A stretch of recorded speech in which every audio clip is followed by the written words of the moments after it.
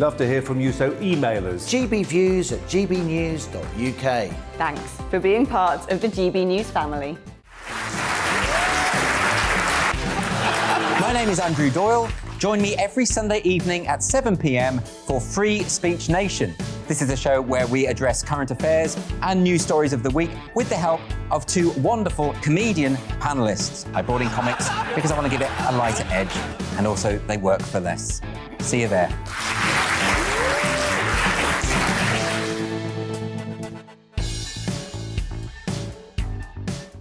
Join my show, Farage, 7 p.m. till 8 p.m. Monday through Thursday. And there you will get opinion, analysis, debate, and I'll cover stories that nobody else dares to touch.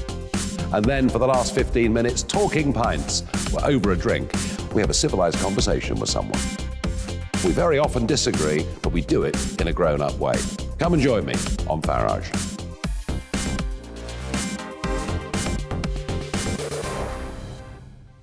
I'm Colin Brazier. I've reported from more than 70 countries around the world, covered wars from Afghanistan to Iraq, from Lebanon to the Balkans. I'm trying to bring that experience, that feel for events, to the studio. And something else, I'm ready to give an opinion. Today's stories with a spark. Brazier from 8 p.m. weekdays on GB News.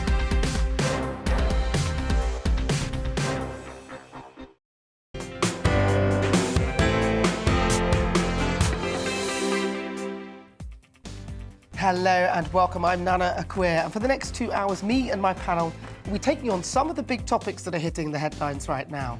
This show is all about opinion. It's mine, it's theirs, and of course it's yours. We'll be debating, discussing it at times. We will disagree, but no one will be cancelled. So joining me today is Conservative commentator Calvin Robinson and also comedian Leo Kurz. Hey!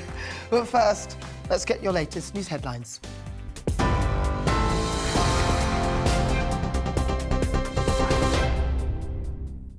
Hello, I'm Karen Roberts. This is your news at 4 o'clock. Experts are warning that tougher COVID restrictions may be needed to stop the Omicron variant, causing tens of thousands of deaths over the next 5 months. Scientists are predicting a large wave of infections in January. It comes as Scotland considers further restrictions next week. Health officials are urging all eligible people to get their booster jab, with new evidence showing a third dose significantly reduces symptomatic infection with the new variant. New guidance is also expected to be introduced for care homes from Wednesday.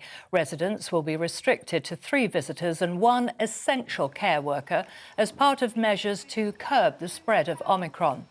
Staff testing will also be increased from 2 lateral flow tests per week to 3, alongside a weekly PCR test. New allegations have emerged of COVID rules being broken following reports Treasury staff had office drinks during lockdown. The Treasury says it did not organise a party last year, but it's aware a number of people had impromptu drinks after working on the autumn spending review. It follows an investigation into several festive events in Downing Street in the run-up to last Christmas. Despite calls for the Prime Minister's resignation, he still has support within his party. He went on to win a strong majority of the party membership, and then he led us to a victory with a big majority in Parliament. And I think you'll find the Prime Minister still has the confidence and support of the parliamentary party. There are clearly rows and disagreements going on about some of the policies and some of the actions, but that's quite normal in a lively government. To think that there were parties going on. We don't need an investigation. We know there were parties going on. We know the dates that they happened in Downing Street.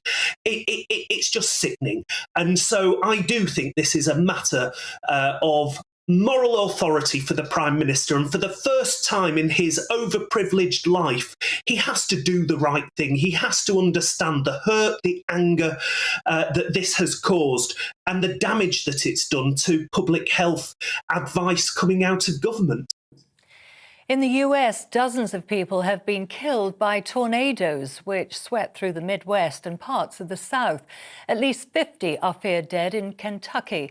A search and rescue operation is also underway in southern Illinois after an Amazon warehouse collapsed. President Joe Biden has described the storms as an unimaginable tragedy. The Kentucky governor has declared a state of emergency, saying 4 tornadoes caused damage in over a dozen counties, one of them tracking more than 200 miles. This has been one of the toughest nights in Kentucky history, and some areas have been hit in ways that are hard to put into words. To all of our Kentucky families that are impacted by this, we want you to know that we are here for you. We love you. We are praying for you. The UK and Jersey governments have issued further licences to French fishing boats to trawl in British waters. 18 licences were granted to vessels that were able to show evidence of previously fishing in British grounds. 7 others are under consideration. It comes after an EU-imposed deadline to resolve the post-Brexit row over access rights passed without agreement. Meanwhile, the UK has reached a deal with Norway and the EU over how to share fish stocks in the North Sea next year. The government says the catch levels are worth an estimated £190 million to the UK fishing industry. But catch sector bosses say it doesn't resolve the issues around access to Norwegian waters after talks between London and Oslo collapsed earlier this year. The Foreign Secretary has called for a united front against hostile countries. Liz Truss spoke during a G7 meeting of foreign ministers in Liverpool. She also expressed deep concern about the amassing of troops near to the Ukrainian border, warning Russia faces severe consequences if it invades its neighbour. We need to show a positive, proactive approach in making ourselves safer, more competitive, and better able to stand up for the values we believe in. We need to defend ourselves against the growing threats from hostile actors, and we need to come together strongly to stand up to aggressors who are seeking to limit the bounds of freedom and democracy. Jeff Bezos's Blue Origin has successfully launched its 3rd space tourism flight.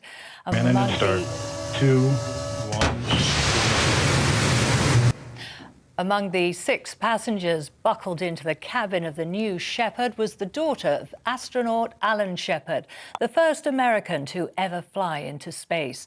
The capsule soared to an altitude of 62 miles above the planet before falling back to Earth.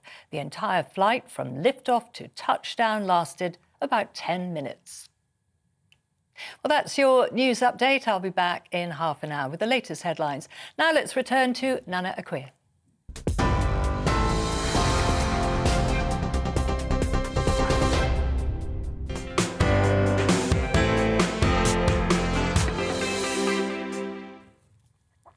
Now, the other day, the Archbishop of Canterbury, Most Reverend Justin Welby, was discussing freedom of speech in the unelected House of Lords.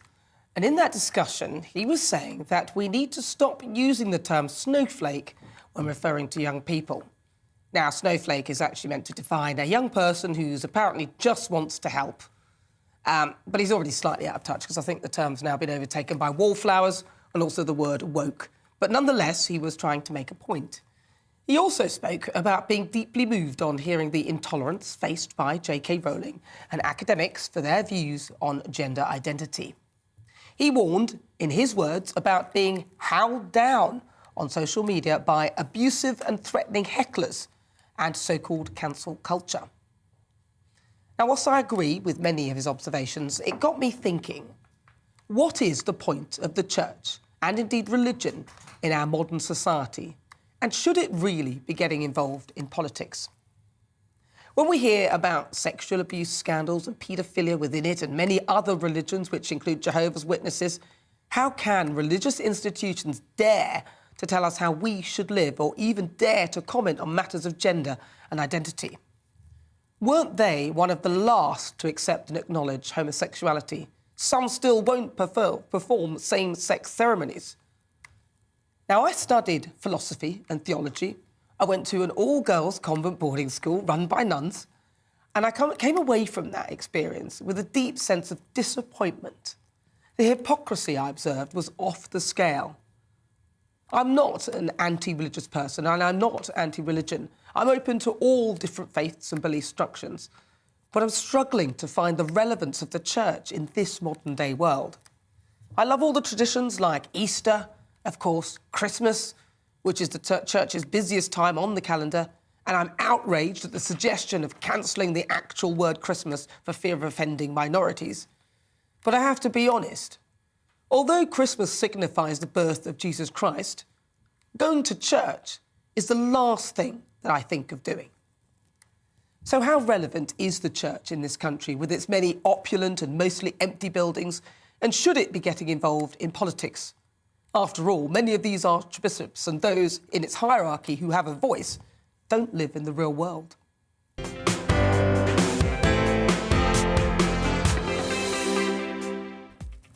So before we get stuck into the debate, here's what else is coming up today.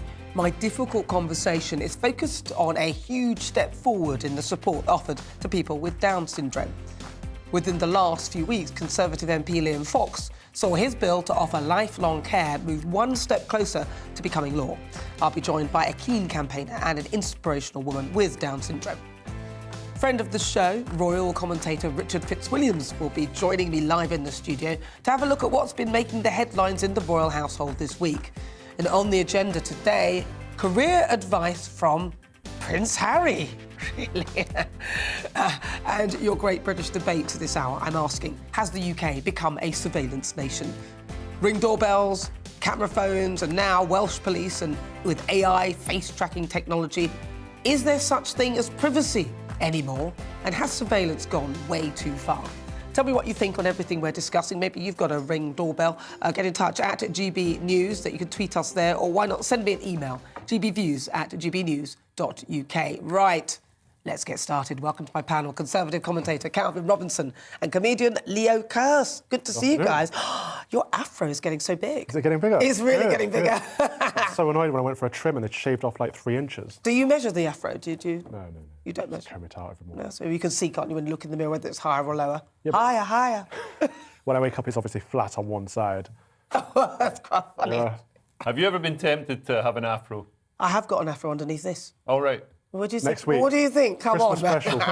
Bring the throwback. It's not as thick as yours, unfortunately. When I used to work on another place where they had the green screen behind me, they couldn't sort of key it properly because there's gaps in it, unfortunately. Right. It's not like yours. It's not like yours. Anyway, so Calvin, what do you think then of this whole thing? I mean, you're a man of God.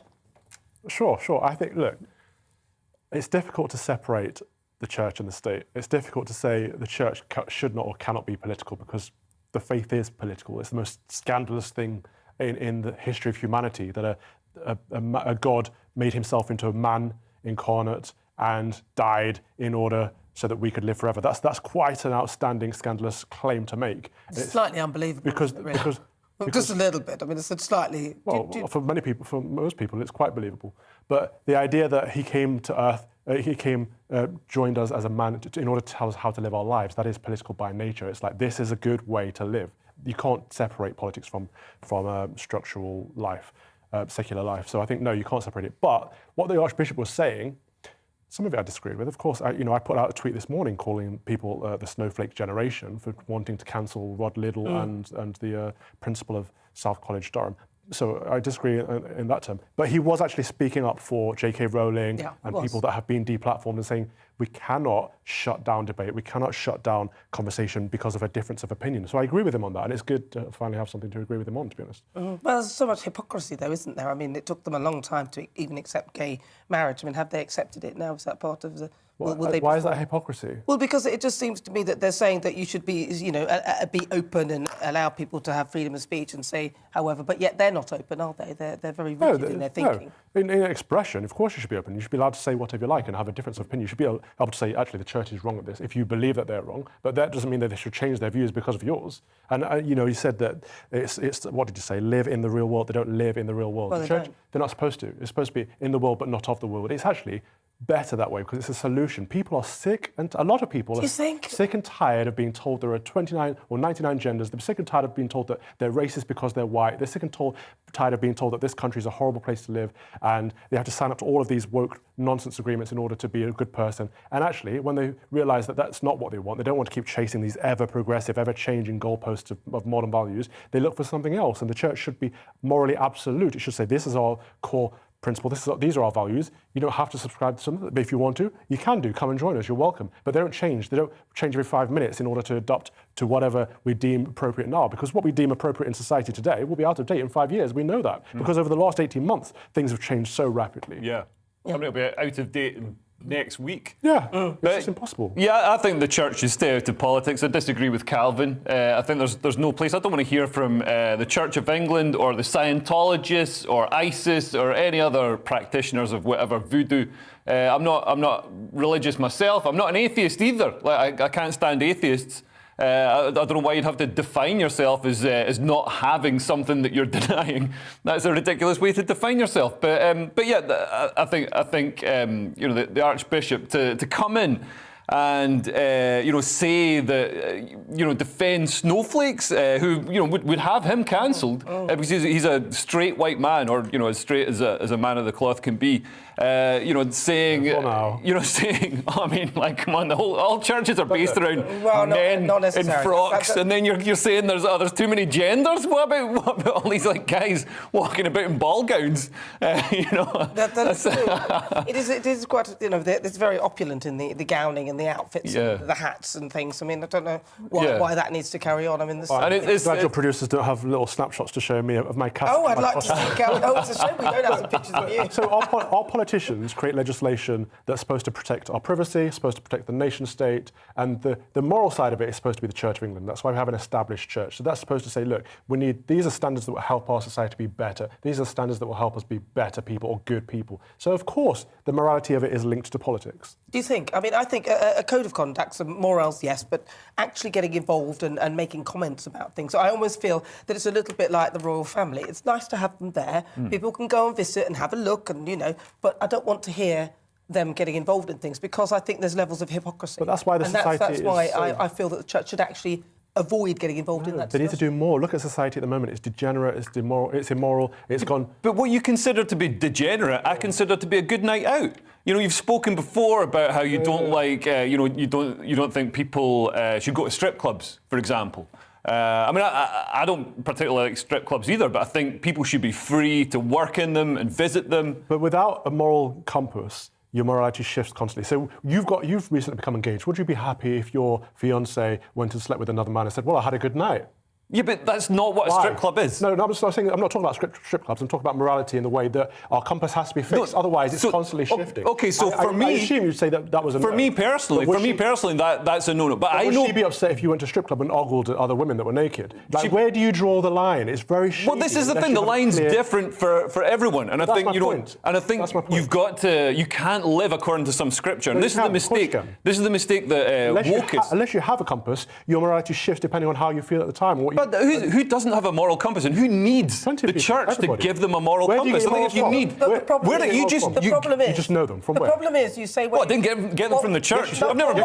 No, I didn't. I've never been at church. I think most people. The problem here is that whilst and I was worried when I was at school when they said they're going to take the religious education out of the curriculum. I did think, oh my goodness, how are people going to know what to do? And just a general guide that is useful, right? But when you talk about them a moral compass and all the the fact that the church gives you that guide. You have to look at the church and see what they're doing. When you look at what they're doing, they're not following this wonderful moral compass that you talk about, which is why I think this hypocrisy is what we come back to. That's a different issue. That's a different issue. But it isn't a different issue. The church is made up of people. People are fallen, people are flawed, people make mistakes, people are bad, people, get things wrong. So you're saying people who... So you're saying that Christians need the church, otherwise they're going to be like doing terrible things, like they have no morality? We're not doing different things. We can only do one thing at a time. But what I'm saying about that is, look, these people should not be followed. We should not follow people who are doing the things that you're talking about, absolutely. But the church isn't the people, and the church is the faith. The church is the body of Christ. The morality is in Scripture, is in the Bible, it's in tradition. So they're two different things. Absolutely, those people are wrong. But from your point, morality, we do get it from somewhere. The moral values in this country are very different to the moral values in Dubai, very different to the moral values in Syria. Where do they come from? In this country, from our established faith, over tradition, over time. I think morality is innate. Morality is innate in humanity. Why are the moral values in this country different to the ones in Iraq, then? Why is it appropriate there? Why is it morally okay to stone someone to death for being a lesbian there, but it's not here? Well, a few hundred years ago, we were burning people as witches. The church was burning people as witches. If it's innate, Leo, we all have the same opinion on this point. But why? So why was Christianity? Why for hundreds of years was Christianity doing the same horrific things that are being done in Iraq or Afghanistan? The point that I just said to Nana. Which is what?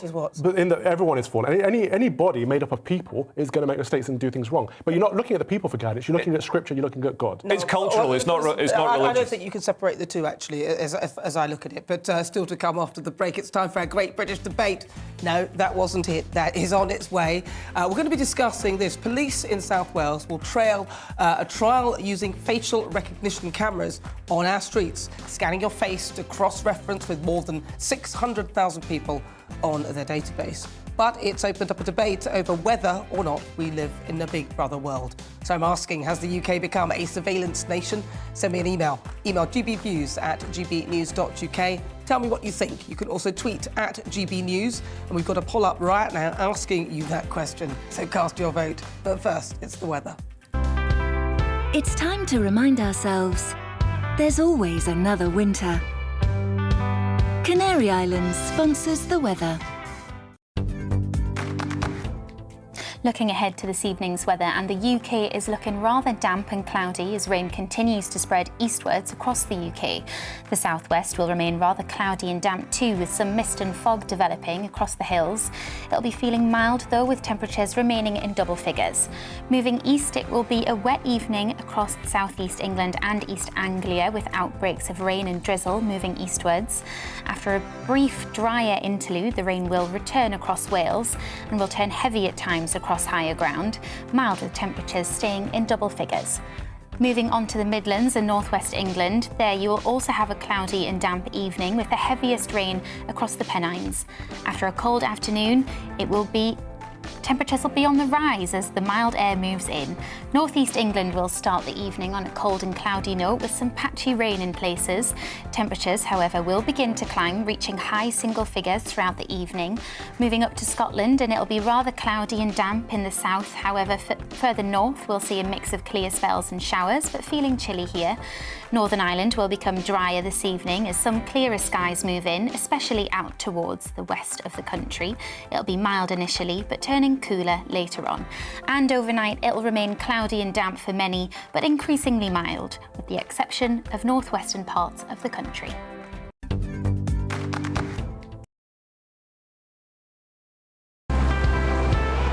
Canary Islands sponsors the weather.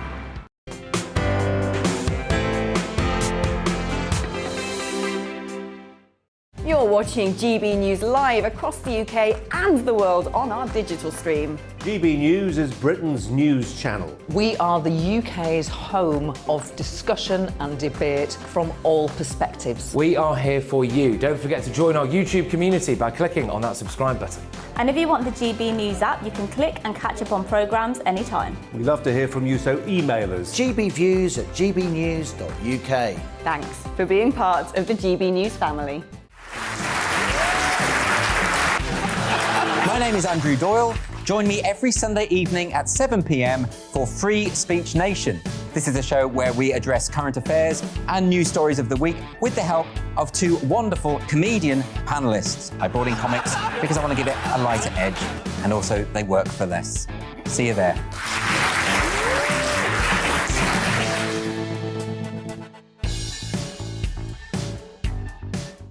Join my show Farage, 7 p.m. till 8 p.m. Monday through Thursday, and there you will get opinion, analysis, debate, and I'll cover stories that nobody else dares to touch.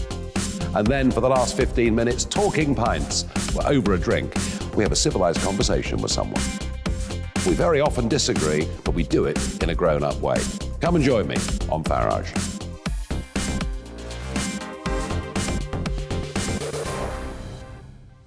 I'm Colin Brazier. I've reported from more than 70 countries around the world, covered wars from Afghanistan to Iraq, from Lebanon to the Balkans. I'm trying to bring that experience, that feel for events, to the studio. And something else. I'm ready to give an opinion. Today's stories with a spark.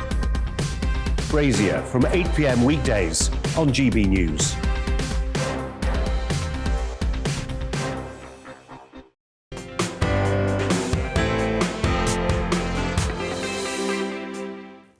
So it's time for our Great British Debate this hour. And today I'm asking, has the UK become a surveillance nation?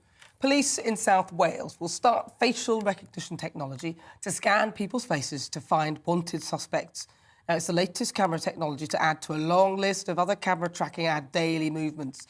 So should we welcome or should we fear this kind of surveillance? I'm joined by security expert Will Geddes.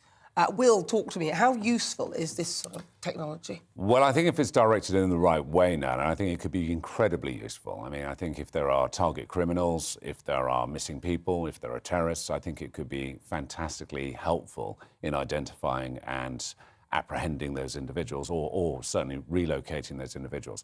But I think if it isn't managed well, then I think it has got a very insidious side to it. And I think we've got to be very cautious about how they're doing it and what information they're specifically gathering. And they can't just do it wholesale in a harvesting sort of way. I see, because we have loads of cameras up already. And even the cameras that we have, they're not really very good. So somebody could say, oh, we've got the suspect on camera, but you can't really see much of that suspect. Yet, if it was your number plate and you were going through a speed camera, they've got your number plate, your car and everything else like that, and they could even see who you are. Yeah, I mean, if you look at ANPR, which is obviously automatic number plate recognition, that is why we have particular colours for our number plates, so that they are more easily identifiable. So the tracking on facial recognition and AI is still not great. If you have a smartphone and it has facial recognition, you'll know there are occasions where it won't pick up your own face. Yesterday, it didn't recognise me at all. I mean, I wasn't wearing the wig, admittedly. But, you know, and it can sometimes recognise me with my hat and glasses, but... Yeah.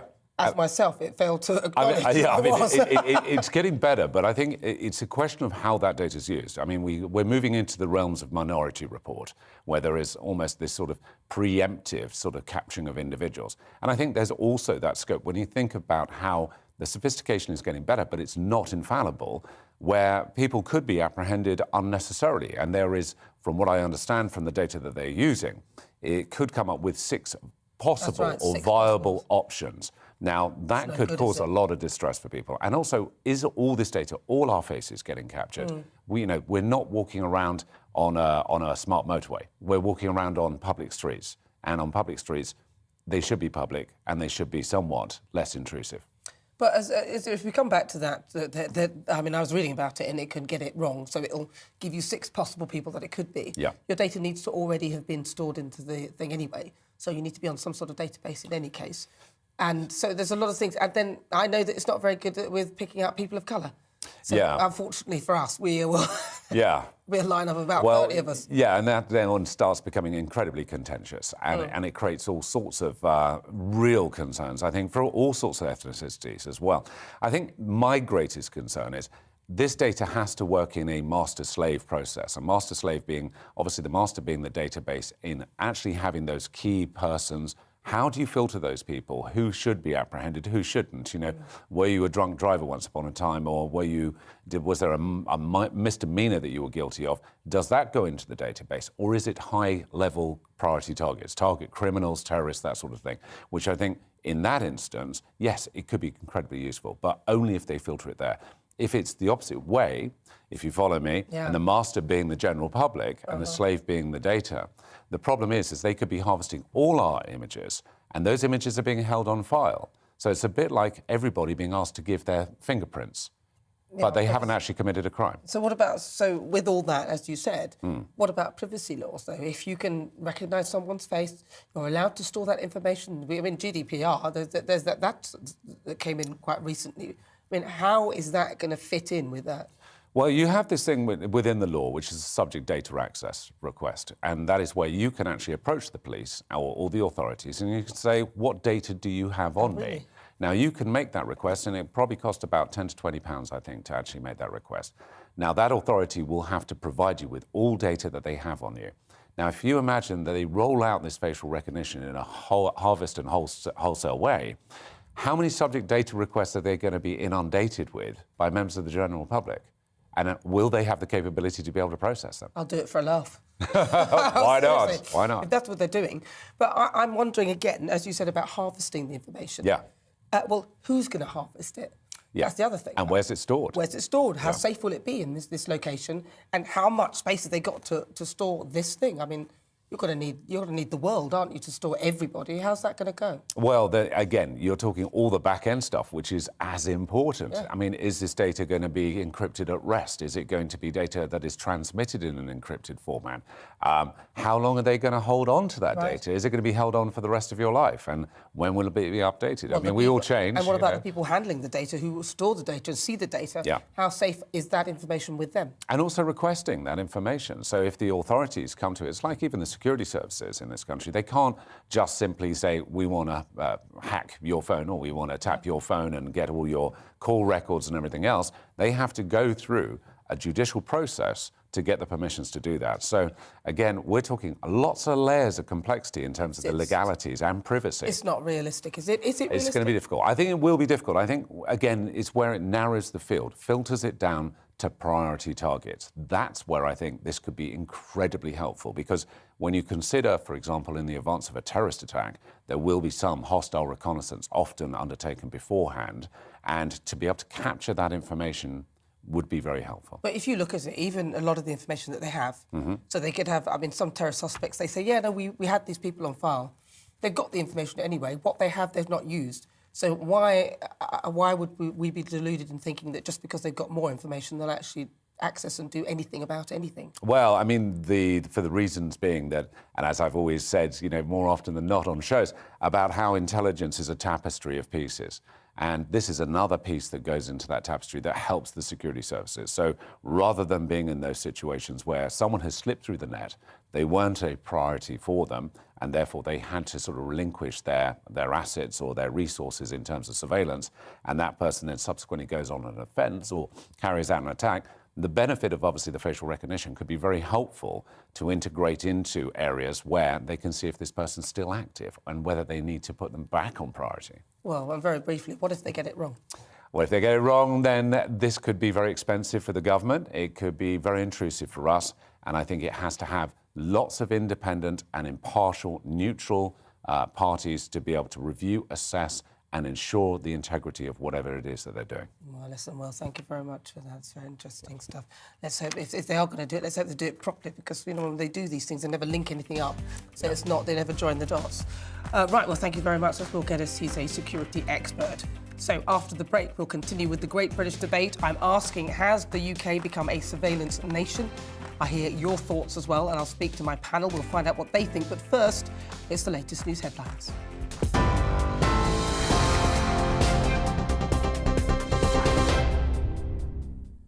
Hello, I'm Karen Roberts. Here are the latest headlines.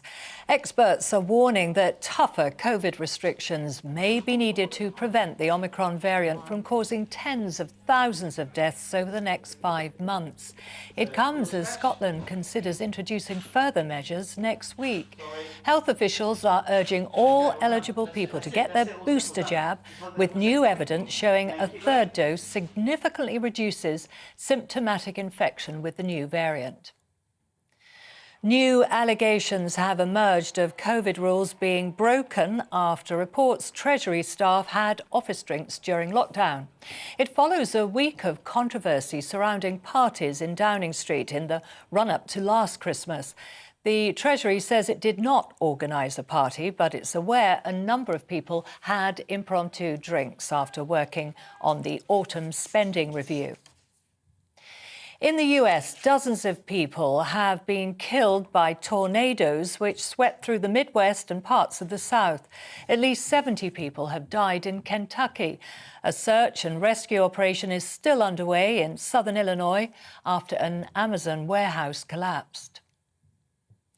The UK and Jersey governments have issued further licences to French fishing boats to trawl in British waters. 18 licences were granted to vessels that were able to show evidence of previously fishing in British waters. 7 others are under consideration.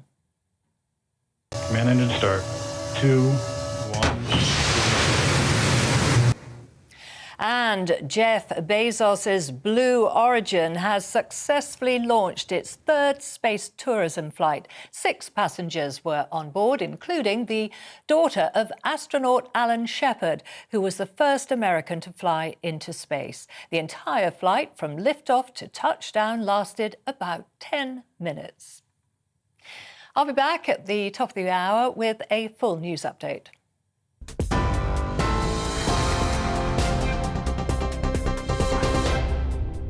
You're watching GB News live across the UK and the world on our digital stream. GB News is Britain's news channel. We are the UK's home of discussion and debate from all perspectives. We are here for you. Don't forget to join our YouTube community by clicking on that subscribe button. And if you want the GB News app, you can click and catch up on programmes anytime. We love to hear from you, so email us. gbviews@gbnews.uk. Thanks for being part of the GB News family. My name is Andrew Doyle. Join me every Sunday evening at 7 p.m. for Free Speech Nation. This is a show where we address current affairs and news stories of the week with the help of 2 wonderful comedian panellists. I brought in comics because I want to give it a lighter edge, and also they work for less. See you there.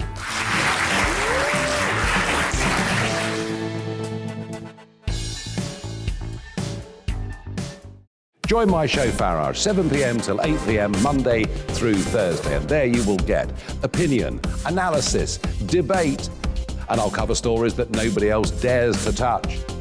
And then for the last 15 minutes, talking pints. We're over a drink. We have a civilised conversation with someone. We very often disagree, but we do it in a grown-up way. Come and join me on Farage.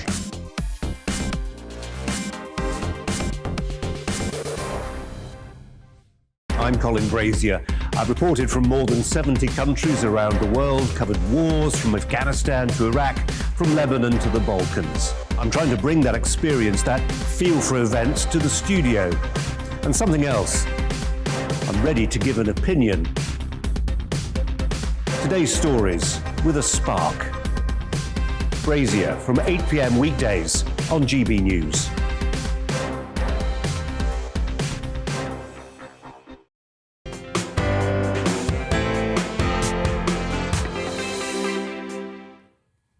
Right, so back to our great British debate this hour.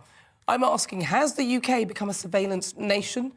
Police in South Wales will start using facial recognition technology to scan for wanted suspects, cross-referencing your face with a database of around about 600,000 people.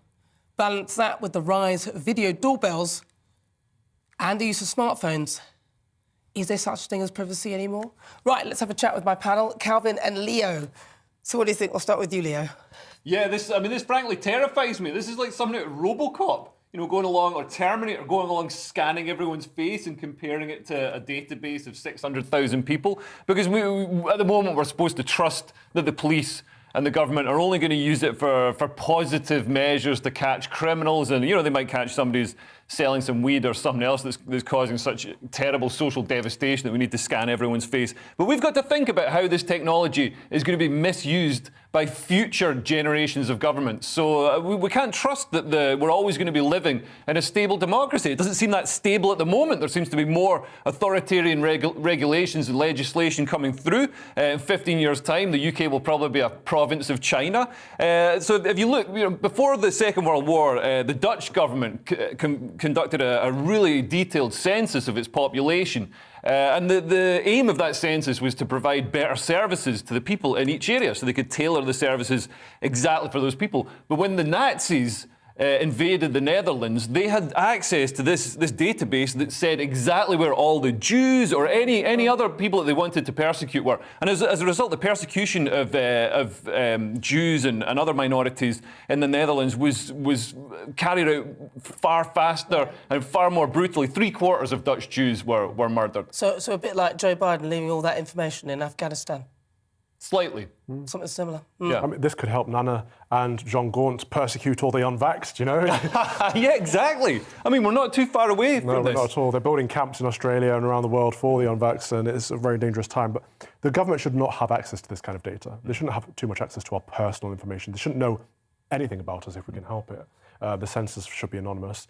But because the government's main job, one of their main precepts is to protect our privacy, to protect our civil liberties, and they forget that. But if they put in the cameras in there to protect you, so say this crime and ultimately this is the reasoning for this. It's always security, isn't it? Security is always the reason that we give up our liberties, whether it's the feeling of security in the COVID context, or if it's literal security as in we're going to protect you from the baddies. That's always how they take away our freedoms. But it's not just the government we have to be afraid of, it's who else has access to this system. You know, councillors, the officers for the councillors, people further down the chain who are very, very low down the hierarchy but have a lot of access.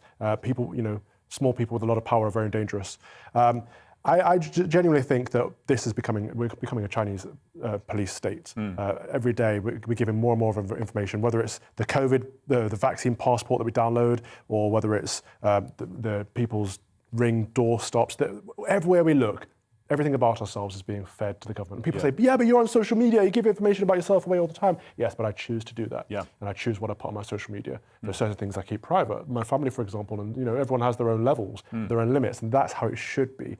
We should not be opted in by default to any surveillance system. Absolutely. But they would argue that these surveillance systems are there, as you said, to keep us safe. And I mean, you can see the reasoning as to why we should have these systems. I totally get what you mean, that the problem with it is that people at a lower level might not have the same kind of... How does a camera keep you safe? It doesn't stop the crime. Yeah. No, but that's the problem. And it's a presumption of guilt. It's recording you and checking your face. Yeah. It's presuming that you're guilty of something you haven't done. Well, no, but then if the crime happens and there's nobody there to stop that crime, at least you have some sort of record. Work on prevention. Prevent the crimes. Don't record them. Listen, I would agree with that. I'd rather that you prevented a crime rather than me having to report it. But in failing that, wouldn't you rather that the suspect was caught? And if that suspect was caught via a camera, which would, you know, through the system, you wouldn't be complaining. I think that's a minor. You're going to have a minor increase in apprehensions of suspects. How do you know? Because increase. I mean, your background is in this sort of field of criminology. Yeah, and this is what terrifies me about this. I've worked in this field. I worked for BAE Systems Applied Intelligence, and so we created technological security solutions. And what worries me is not just how it's used in this country, but those solutions, that technology is then sold on to countries that don't have the oversight and the democracy that we've got in this country. So it's sold on to the Middle East, where they could be used to persecute. You could have a list of political dissidents or gays, and then those people are targeted. Those people are stopped in the street, dragged into vans, and then tortured. But where's that happening, though? I mean, are you joking? No. But in so many places around the world, people don't have fair and free human rights. No, I'm not talking about that. That's obvious parts of the world. But you've spread the argument that what you were saying was that these systems will be manipulated and used to torture people. And I'm saying, where specifically have you seen that? They're only introducing it in Wales. No. Where have you seen somebody specifically going through, getting the details of torture? So you think it's inconceivable that this technology could be used outside of Wales? I'm not saying it's inconceivable, but I'm saying that I've listened to your argument. I'm asking you where... But your argument rests on a straw man. You're saying if I can't provide a specific example and a name and address of somebody who's been tortured by the Qatari regime... No, you've just made a statement. I'm asking you to qualify it, that's all. Yeah, but you're asking for a specific example. Well, if you're going to make a statement about it, saying that it will be used for this, and this, I'm saying, OK, I'll go along with your argument. Where have you seen that happen? But this has just been introduced in Wales. Yeah, how can I like? Are we only going to drive at the tree at 100 miles an hour, and because we haven't hit the tree, we're not going to have to weigh up potential risks. I'm just saying, you're talking about potential risks. If the risk, your imagination, but that's too much of a risk. That's too much of a risk to allow for it to have any potential to happen. What if you do or say something that the government doesn't like? Not this government, but the next government. What if I speak out against vaccine passports and they're trying to push the vaccine because they think it's in the best interest of the greater good, so they're clamping down on anyone who speaks out on it? What if they come and arrest me for that? CCTV has been blanketed throughout this nation. It hasn't improved the number of cases that get solved. Our police don't sit there and think, oh, someone was mugged, let's look around all the cameras. They don't use it for that. It doesn't end up getting used for that. What actually happens is people get fined more for speeding. It always gets used against us, never gets used for us. And the biggest argument against this is people say, well, what are you worried about if you have nothing to hide? And I can't stand that argument because it's the same as saying, you should only support free speech if you have something to say. We should always protect our liberties, and privacy is at the forefront. It's a biblical one. It's one of the core liberties. Without privacy, we do not have a personal life. Well, you say it's always used against us, but that's not quite true, is it? Because there are times when this camera technology and the fact that someone's caught on camera is a real benefit. And I think that is the reasoning for this. But whether it gets abused or not, I suspect with everything, there's always somebody who's prepared to abuse the technology. Let's have a look and see what you're saying at home. I've been asking, has the UK become a surveillance nation? And lots of you have been getting in touch with your views. Gary says, if it makes everywhere safer, then it's a good thing. If you have nothing to hide, then you shouldn't have a problem with that. Calvin, did you hear that? It's such a weak argument, Gary. It's such a weak argument. It's not a weak argument. If you have nothing to hide, we're not saying we need to be private because we have things to hide. We're saying we need to be private because we are private individuals in a free country, and we don't need everyone to know all of our business all the time. It's not really all of your business. If you're doing something wrong and they caught it on camera... It's not about just doing something wrong. Everything you do is caught on camera. So in China, you can be arrested and detained in what's effectively a concentration camp for the crime of being a Uyghur Muslim. Does Gary think that that's something they should hide? You've got to hide the fact that you're from a certain demographic? How is it you can provide specifics now to prove your own argument when I ask you to? You couldn't. Right, let's move on. Martin says, doing nothing wrong, nothing to worry about. That's another one. It's the only argument they have. It's rubbish. Martin, I'd love to check Martin's hard drive. Well, he's not doing anything wrong, so he's got nothing to hide. He's not doing anything wrong. And what's wrong changes in time as well. What's wrong right now, people are saying, speaking out against certain things are wrong, whereas I don't think they are. But just because we say it's wrong doesn't mean it is. Yeah, exactly. OK, well, let's see what Marvin says. Marvin says, anything that leads to putting criminals in front of judges is fine by me. Happy, nice name, says, if it results in fewer criminals being left to walk the streets committing crimes with impunity, I'm all for it. This country is way too soft on crime. It's time we got tough on criminals. Paul says this. Who's on the database and where will it go? Will you find yourself on there for minor issues, political differences, offensive tweets, thin end of the wedge? Finally, there's also a poll up on Twitter today throughout the show asking the very question. And so far, 83% of you say yes, it's a surveillance state, a surveillance nation. Interesting. So 70% say no. Yeah, I do. If you asked me that specific question, I would say that yes, it is a surveillance state. But if you asked me whether I thought that there was anything particularly wrong with that, I'd say not so much. But it depends on. I think you need really good checks and balances. So you're happy with strangers, government apparatchiks, and police scanning your face, storing your details in a database, knowing where you are? Well, what's the difference to that now? Because pretty much, I've got a passport. I had to pay council tax. I've got a phone. You only use your passport when you cross a border. Yeah, but they're only joining up the dots and adding an extra dot there. To me, that ship has sailed. It's constant surveillance, and a future nefarious regime that takes over in the UK could abuse that information to persecute whoever it wants. Political dissidents, people who want freedom, people from the wrong religion. Is running well. No, this is stuff that's happening around the world. I'm going to ask you again, where have you seen it? The Uyghur Muslims in China. How about that? OK, so I'll admit, in China, they have a very specific way of living, but that's how they've always lived, right? They haven't always lived with social credit scores. Yeah, but it's a communist regime. They haven't always lived like that. We are a democracy. We're totally different, so we don't live. Oh, we're totally different to China. Are we? I think we are. Really? I don't feel that. Have you seen the Chinese track and trace? My goodness, it's unbelievable. We've got track and trace in this country as well. But have you seen the Chinese version? That one, there, you won't leave your house. The camera sees you even before. When you get out, you have to literally. You've got to. And I don't want that to happen here. No, but one of the joys of lockdown for me was breaking all the rules. Yeah, but as I said, and going to my friend's house and having dinner with them, just as the people who made the rules were. You know, I didn't drive to Durham because it's boring, but I went to friends for parties. Boris Johnson having a party as well, or the parties in his house? No, because he made the rules. He said these are the rules. You've got to follow these. I'm secretly going to break all the rules, but all you people have to follow them. I'm not hypocritical. That's a hypocrisy. All right, what do you think, Leo, on this? Calvin, sorry. I think it's interesting seeing the comparison you make to China. You think we're a lot better than China for some reason. We keep giving away all our freedoms in the sake of security. This will make us better. This will make us safer. I don't think we're better, but I'm saying we're different. This will make us safe. Well, no, we are better. But I mean, I didn't say that. That's all I'm saying. I'm not saying better, but you can say that. We are better. No, I don't know whether we are. I don't know whether we are. But not by much, because we're heading in that direction. I don't know whether we are. Because we keep saying we'll be safer if we do this. We'll be safer if we do that. And if we keep heading towards safety, we'll have nothing to be safe from. Yeah. We'll be safer if we locked ourselves in our houses forever, never left, and everyone had a security tag on their ankle so that if they did commit a crime, we'd know exactly where they were, and everyone had a camera affixed to them so we knew exactly what they were looking at. This is pretty much what we've got anyway, but on social media, you take a camera of yourself, you say where you are, you tell people what you're doing. My house is empty, I've gone on a holiday. I mean, we're doing it anyway.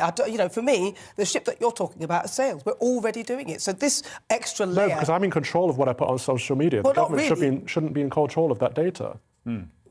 My location data I turn off on. I don't always post where I am. Yes. Or if I'm posting a photograph, I'll post it after I've left the but place. if somebody wanted to track you, you're in control until they decide to track you. Then they can track your phone and say, well, actually, you may have been in control, but we know you were there, there and there. Do you know what I mean? But I shouldn't make it easier for them, should I? Well, what I'm saying, that those things exist anyway, and we've succumbed to them. No, but that's a post-event tracking. So this is pre-event tracking. Your face is being scanned when you're completely I don't have to be innocent. on Twitter. I don't have to be on Instagram. I don't have to be on Facebook. I can close all my social media accounts down. But somebody could still... Listen, if they thought you'd committed a crime, they could still look at your mobile phone and work out your location. I don't have to have a mobile phone. Yeah, but you have got. This state surveillance, you can't opt out of it. It's there all the time. I choose to have this. You can't really. I can throw this away right now. And that's only if he commits a crime. So that's after the event. So if he's suspected of committing a crime, but now the police are assuming everyone's a potential criminal and scanning their face and comparing them on a database, and storing all that information. You have to be on the database initially, actually, for them to find. You know what I'm going to get? I'm going to get those. You know those glasses with a fake nose and the big eyebrows. I'm getting that. I'm going to walk around with that one. We'll all know it too, because I have a wig and other bits. I do the same thing.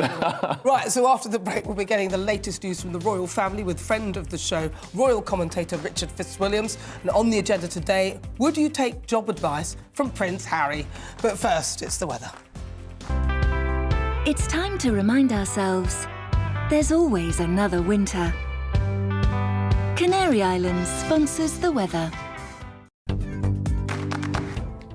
Looking ahead to this evening's weather, and the UK is looking rather damp and cloudy as rain continues to spread eastwards across the UK. The southwest will remain rather cloudy and damp too, with some mist and fog developing across the hills. It'll be feeling mild though, with temperatures remaining in double figures. Moving east, it will be a wet evening across southeast England and East Anglia, with outbreaks of rain and drizzle moving eastwards.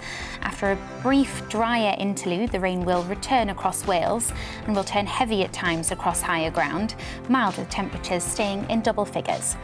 Moving on to the Midlands and northwest England, there you will also have a cloudy and damp evening with the heaviest rain across the Pennines. After a cold afternoon, temperatures will be on the rise as the mild air moves in. Northeast England will start the evening on a cold and cloudy note with some patchy rain in places. Temperatures, however, will begin to climb, reaching high single figures throughout the evening. Moving up to Scotland, and it'll be rather cloudy and damp in the south. However, further north, we'll see a mix of clear spells and showers, but feeling chilly here. Northern Ireland will become drier this evening as some clearer skies move in, especially out towards the west of the country. It'll be mild initially, but turning cooler later on. And overnight, it'll remain cloudy and damp for many, but increasingly mild, with the exception of northwestern parts of the country.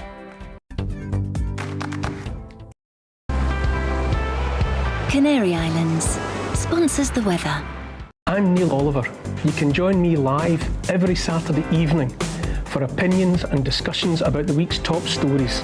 There's also a smattering of history and archaeology and features that define our great British Isles.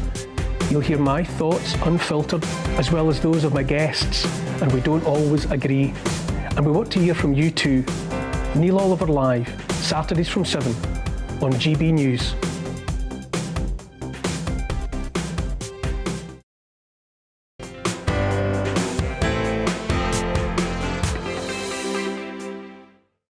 You're watching GB News live across the UK and the world on our digital stream. GB News is Britain's news channel. We are the UK's home of discussion and debate from all perspectives. We are here for you. Don't forget to join our YouTube community by clicking on that subscribe button. And if you want the GB News app, you can click and catch up on programmes anytime. We love to hear from you, so email us. gbviews@gbnews.uk. Thanks for being part of the GB News family. My name is Andrew Doyle. Join me every Sunday evening at 7 p.m. for Free Speech Nation. This is a show where we address current affairs and news stories of the week with the help of two wonderful comedian panellists. I brought in comics because I want to give it a lighter edge, and also they work for less. See you there.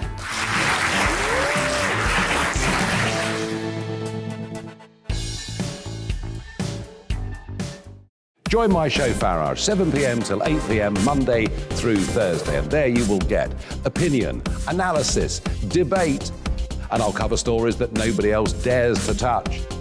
And then for the last 15 minutes, talking pints. We're over a drink. We have a civilized conversation with someone. We very often disagree, but we do it in a grown-up way. Come and join me on Farage.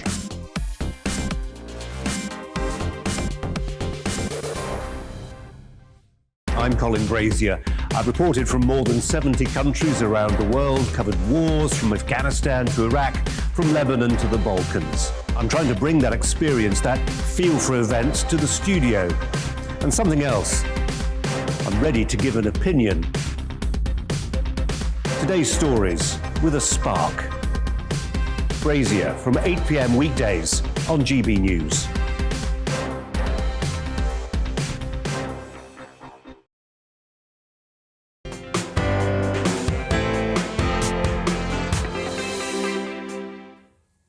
Well, there's always something going on in the royal household, and this week it's been no different.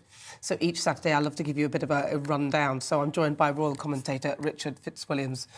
Richard, welcome to the programme. Now, Richard, I want to talk to you because we start all of this with career advice from Prince Harry. We do indeed. Prince Harry is Chief Impact Officer at Better Up, and he's been talking about the experience of working when you don't find any joy. How, in fact, you should, in a sense, get up and leave. I mean, it's all very well for him.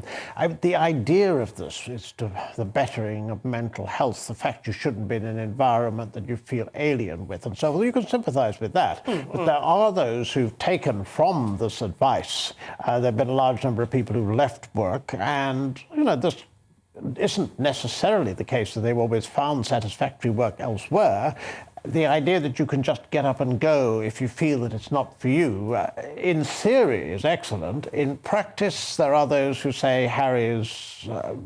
he's talking from a very comfortable viewpoint, of course, himself. But, of course, he's always talking about himself, isn't he? Well, I mean, I think he's talking about himself too, and Meghan, because, of course, the reference is to the fact that she was surviving, not thriving, as a royal, and indeed, of course, didn't survive, as well you know, when they had to step firstly back and then down as senior working royals. So you could equate that with the fact that they felt very, very stressed, and what he's saying is stress is bad and you should find joy in your work and so on. In theory, yeah, you know what, though? The reason why it sticks in people's craws, because when you've got, 30 million in the bank or inheritance, or you just signed a deal with Spotify or whoever it is, when you have that public persona, they can go out and earn that sort of money. We don't want to hear that from you because it's easier for him. Whilst, yes, it must have been difficult in the royal family. Oh, woe is you. You didn't have to carry money with you. You didn't actually need any money. And everybody knows you globally, so you can pretty much turn your hand to anything. So somebody telling you or giving you that advice doesn't really sit very well with most people. I think that those who admire the Sussexes would think that it was positively sage advice. Those who don't would undoubtedly reject it. I think he's talking probably to the converted. The intention was good, but it did come across as a bit lofty. That was the problem. Yes, you see, that's the problem again. Another misconception as to and misperception. What about Kate then? What's happening with her? Well, on Wednesday, a very special Royal Carol concert, which in fact will be broadcast on Christmas Eve on ITV. It was held at Westminster Abbey. It was reported that the BBC were going to screen it originally, but not everyone, as well you know, in the palaces was enamoured by Amar Rajan and the Princes and the Press, a two-part series that was highly controversial. Oh, yes, of course, that, yes. But this was a very, according to reports, and certainly Kate looked absolutely stunning in a Catherine Walker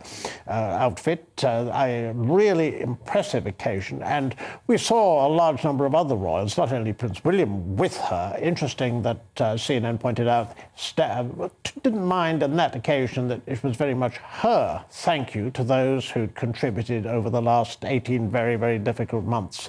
She put rather a moving introduction in the programme, but also Sophie Wessex, the Countess of Wessex, was there, Princess Beatrice and her husband, Zara and Mike Tyndall, and the Middleton clan. So a charming occasion and a congregation of 1,200. No, lovely, lovely. Now, what about William's podcast? Prince William's got a podcast, hasn't he? What's that about? Well, this is, in fact, it's almost a sort of desert island discs type affair. What happens, this is for Apple Fitness Plus. It's a form of walking with a particular guest, in this case, William, and you get to know them. They choose certain records or tracks that have particular pieces of music that very appeal to them, and they talk about their lives. And I mean, there was a very moving moment when he talks about when he was an air ambulance pilot and the way he had, so to speak, psychologically to deal with a terrible accident where a young boy was involved and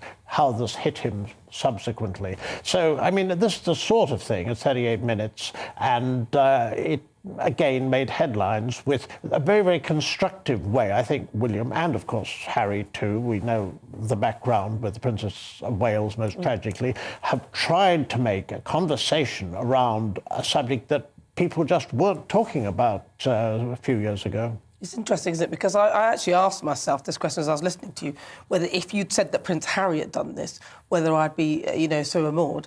And also, the earlier stuff that we were talking about with Meghan, I was thinking, well, what if it had been the other way around and you'd said that about Kate? And I was thinking to myself, would I still feel the same way? And I came to the conclusion that I would.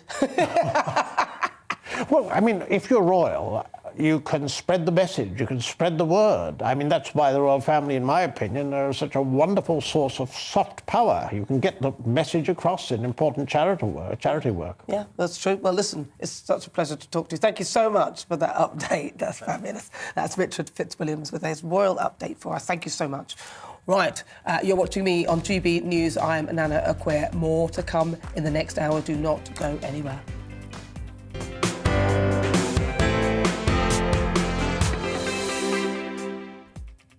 So good afternoon. If you've just tuned in, welcome on board. This is GB News. I'm Nana Akua. It's just coming up to 5 o'clock. And in this hour, me and my panel will be taking on some of the big topics hitting the headlines right now. The show is all about opinion. It's mine, it's theirs, and of course, it's yours.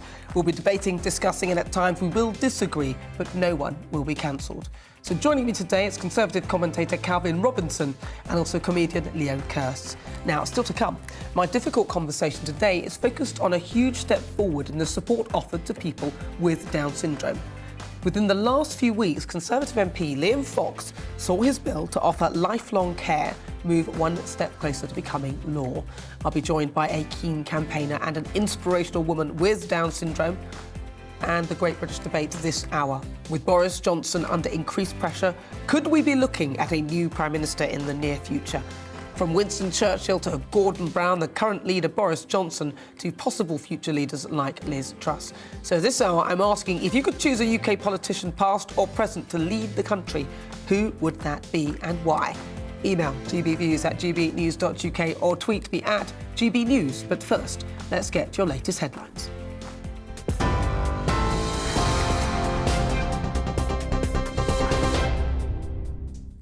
Hello, I'm Karen Roberts. This is your news at 5 o'clock.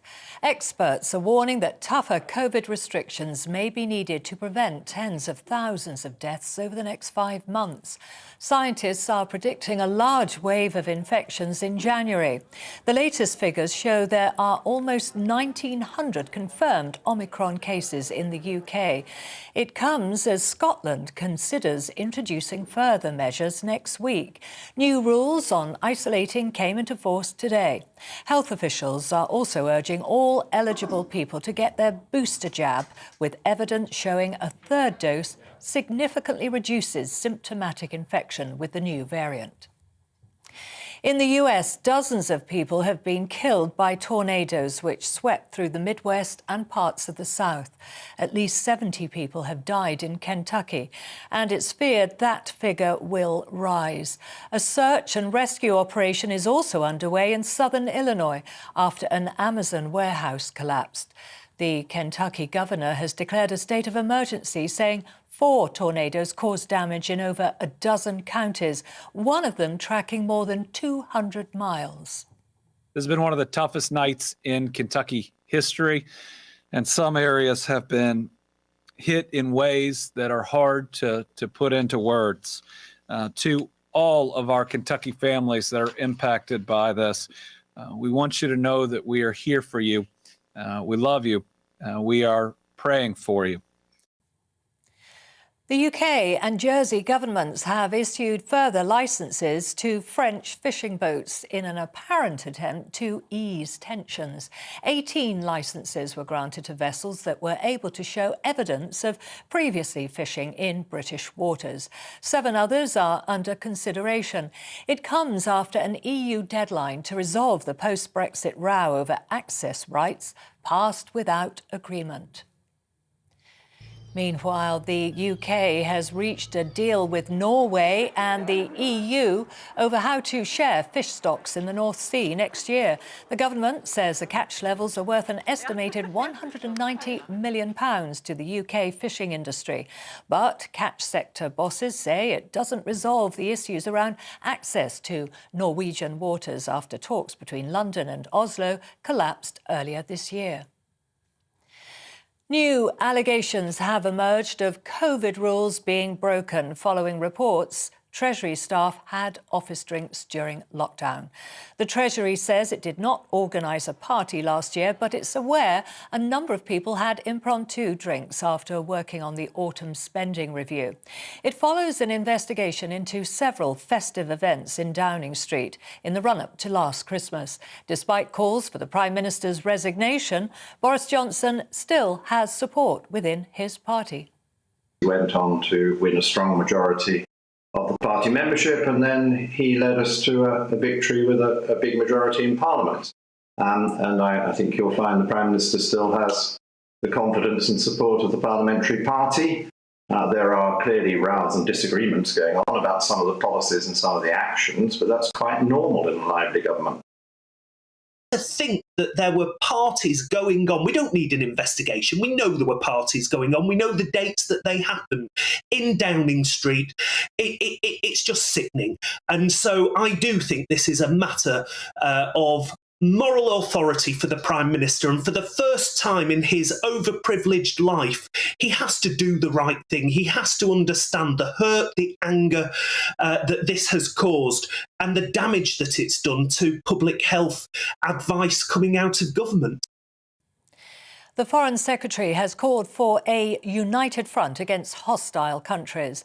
Liz Truss spoke during a G7 meeting of foreign ministers in Liverpool. She also expressed deep concern about the amassing of troops near to the Ukrainian border, warning Russia faces severe consequences if it invades its neighbour.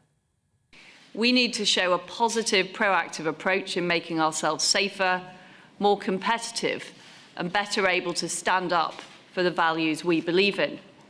We need to defend ourselves against the growing threats from hostile actors, and we need to come together strongly to stand up to aggressors who are seeking to limit the bounds of freedom and democracy.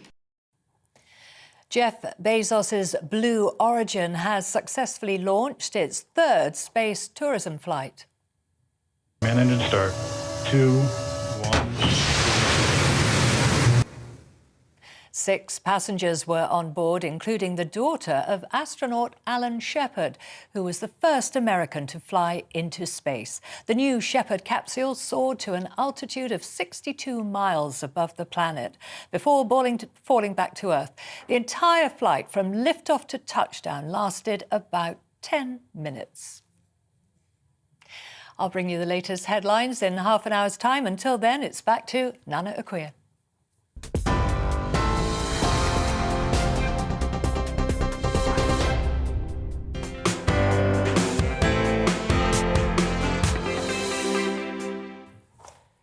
Good afternoon. Right, let's start with my difficult conversation this hour. Down syndrome is a condition which more than 40,000 people in the UK have. Conservative MP Liam Fox has been fronting a bill to ensure that they can get lifelong care. And within the last few weeks, it's taken a huge step forward to becoming law. So I'm joined now by Jack Ross, whose brother has Down syndrome. He's supporting the bill. I've also got Florence, who has the condition and is the women's captain of the Down syndrome swimming GB team. So welcome. Thank you so much for coming in and joining me. Okay. So, Jack, can you start by telling me a bit about this bill and talk me through what is the reason for it and the benefits within it? So the bill's come into place really to help provide local authorities guidelines to help them provide support to people with Down syndrome, to ensure they have the right opportunities and also the help they need to succeed in life, to have quality of outcomes, particularly in education and healthcare. So it's looking really to ensure that people with Down syndrome have the right support they need to get into, say, mainstream education, so they can get a better education, get qualifications, again, stay in mainstream school where they can mix with people without Down syndrome too, so they can learn important social skills and then hopefully go on to lead a very good life from there after they have a good starting. And in regards to healthcare, it's to help try and ensure there's a equality of outcomes when you have healthcare. So currently, people with Down syndrome have a higher mortality rate when they go into hospital.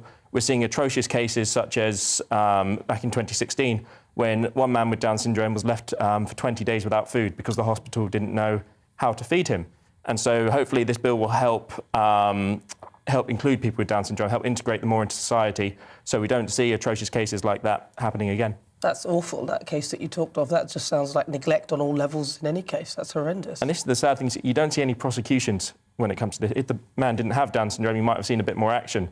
But unfortunately, I guess society just accepts that that's OK, which is abhorrent, really. And hopefully this bill is in place to actually stand up for the laws which already exist and actually implement them and make sure they are implemented across the country. Well, that's absolutely right. Now, Florence, you're also supporting the bill. How important is this to you? For me, because it helps me my independent life in my house. At the moment, I live in supported living, and it helps me a lot. Yeah. For example, if my parents are dead, I have to do all the things by myself, and I have to think about that. Yeah, I think that's the thing as parents, because I have two children, you worry that if you're not there, how will that person cope? And in the case of something, a condition like Down syndrome, you're going to be worrying that this person won't be cared for. And the bill does this, does it? In what way does it make sure that people are cared for? So it's setting out guidelines. So the bill actually is there to remind local authorities what powers they already have, because there's so much in place to help people. This country has all the right tools in place, the right legislation has been passed previously, but either through ignorance or lack of awareness, people aren't implementing it, such as the NHS or such as in schools. So what this bill does is it gets the Secretary of State to set out guidelines for local authorities so they know exactly what they need to do to help people with Down syndrome. Because Down syndrome is a specific learning disability in itself that needs a specific approach. It's not sort of a one-brush-fits-all approach for learning disability. So that's why there's a Down syndrome bill which focuses specifically on people with Down syndrome to help them as their own group. OK. And now, Florence, talk to me, because I want to know about you and the condition and how it affects you. Yeah, so basically I was born in Hong Kong, and then my mum didn't notice I was Down syndrome like 2 days after I was born, because the doctor thought he knows that I got Downs, but my parents didn't know after 2 days, and the doctor told my parents that I've got Down syndrome. OK, and for you, how does it affect you in your daily life? It doesn't help me. It doesn't affect me at all. Yeah, because if you think about it, we're all special. Even you guys, and even people with disability, we all have the same abilities. Instead of I do things by myself, and mainstream people do the same thing. It doesn't about that disability. Everyone is the same as disability people. I think some people are better. I mean, you can swim, right? I'm just learning to do that. Talk to me about getting involved in swimming in Team GB. So I first got into swimming 10 years ago. That's when I first compete. And then I'm still competing since. And so I'm putting on weight and trying to lose my weight. And and try and do my best. You're tiny. You're going to lose weight. Seriously, look at you, you're tiny. And with swimming, what's your best stroke? And I do like all different types of strokes. Yeah. But I don't do breaststroking competitions. I do mainly front crawl, back crawl, and butterflying competitions. God, butterfly stroke. Ugh. I don't know how you manage it. I couldn't. Could you swim? Not as well as Florence. Florence was telling me earlier she has 3 Olympic medals, I believe, Yes. Florence. So I have gold, silver, and bronze medal in the last championships. So the gold and silver all in the team relays, and the bronze medal is on a distance of 100-metre butterfly. And when did you realise that you had a skill for swimming? So when I swam since when I was a child. So my dad was putting me in the pool on a holiday home. Yeah, they tried that with me. I almost drowned. and then that was in France at the time, and I started doing one bit of the pool, and my dad didn't notice it, and then I continued swimming since then. It's incredible, isn't it? And so now you're actually swimming and competing in it, which is it's quite a challenge. It's quite a challenge. Competing in anything, actually, is a challenge, isn't it? It is. Yeah. Now your brother has a condition of Down syndrome. What's that been like growing up with him? I think interesting. Certainly, funny enough, he's actually provided me with more opportunities, I think, him being there. I wouldn't be on the GBNews if I didn't have a younger brother. But certainly, he's an inspiration in himself. He competes for the South East Hampshire Special Olympics team too, and does really well there.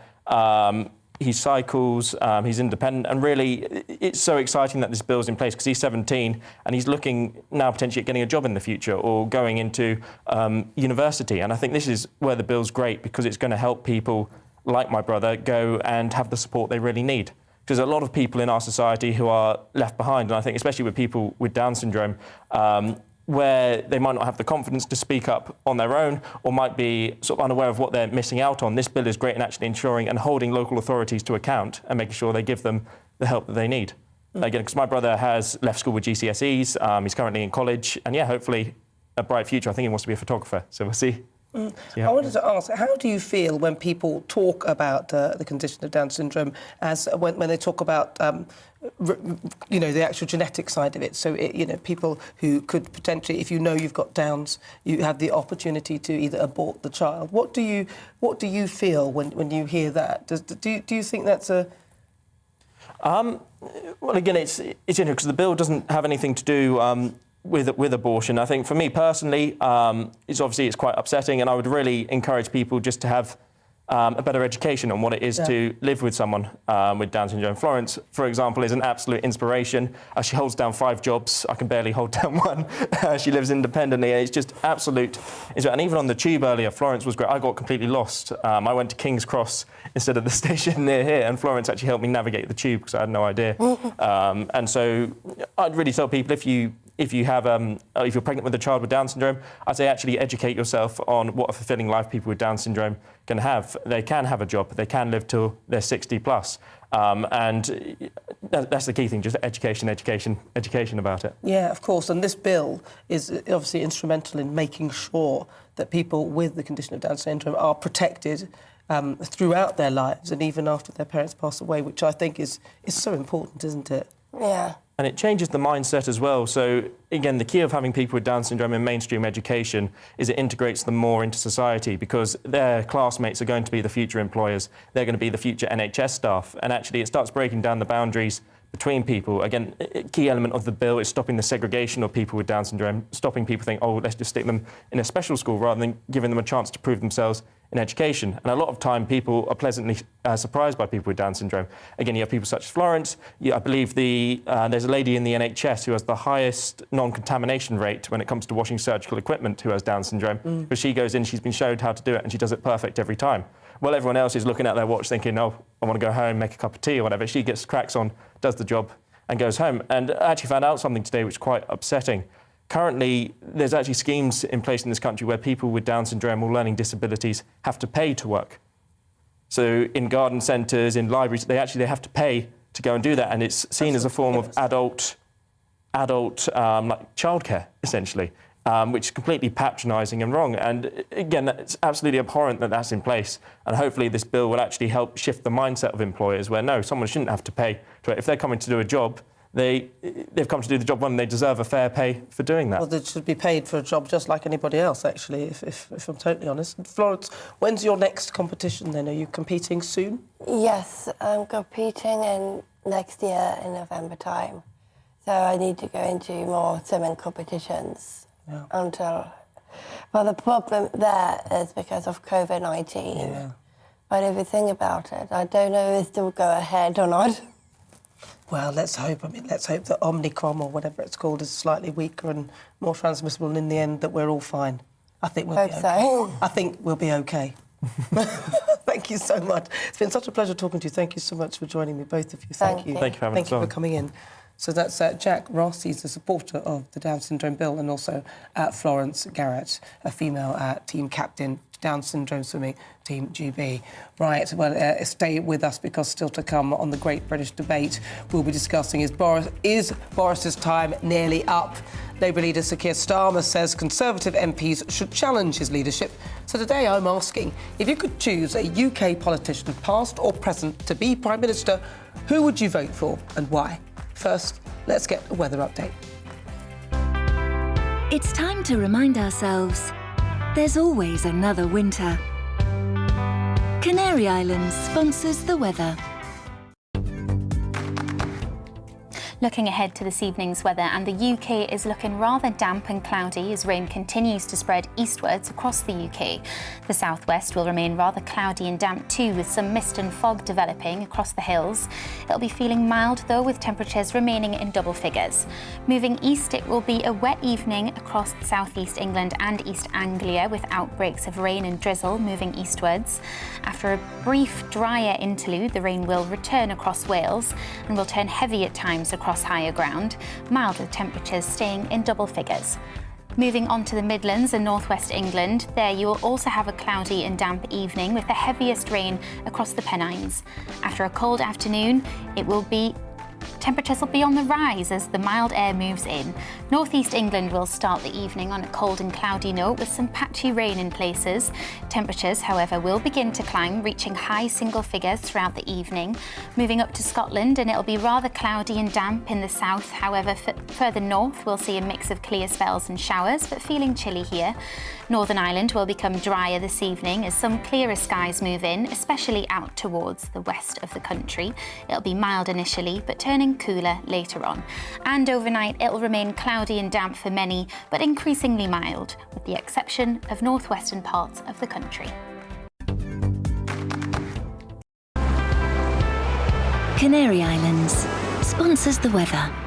Hi, I'm Alistair Stewart, and I really hope that you can join me here on GB News. I've been in this game for 40 years and I've made lots of friends, but I try and reflect what they think about the big stories of the day in conversation with me. That's why we call it Alistair Stewart and Friends, and you're a key part of it as well. I always get inundated with emails and messages and texts, and if they're really good, I play them back to you. 12 till 3 every Saturday and Sunday.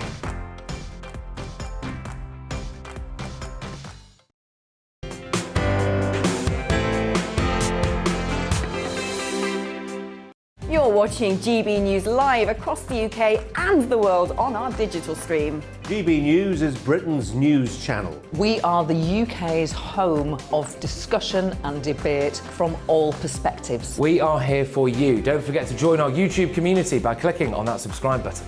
And if you want the GB News app, you can click and catch up on programmes anytime. We love to hear from you, so email us. gbviews@gbnews.uk. Thanks for being part of the GB News family. My name is Andrew Doyle. Join me every Sunday evening at 7 p.m. for Free Speech Nation. This is a show where we address current affairs and news stories of the week with the help of two wonderful comedian panellists. I brought in comics because I want to give it a lighter edge, and also they work for less. See you there.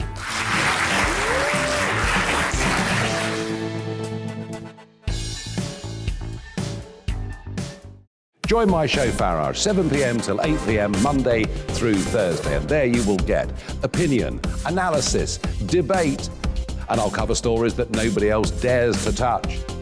And then for the last 15 minutes, talking pints. We're over a drink. We have a civilised conversation with someone.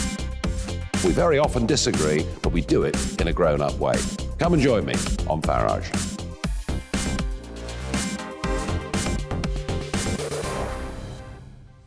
I'm Colin Brazier. I've reported from more than 70 countries around the world, covered wars from Afghanistan to Iraq, from Lebanon to the Balkans. I'm trying to bring that experience, that feel for events, to the studio. And something else, I'm ready to give an opinion. Today's stories with a spark. Brazier from 8 p.m. weekdays on GB News.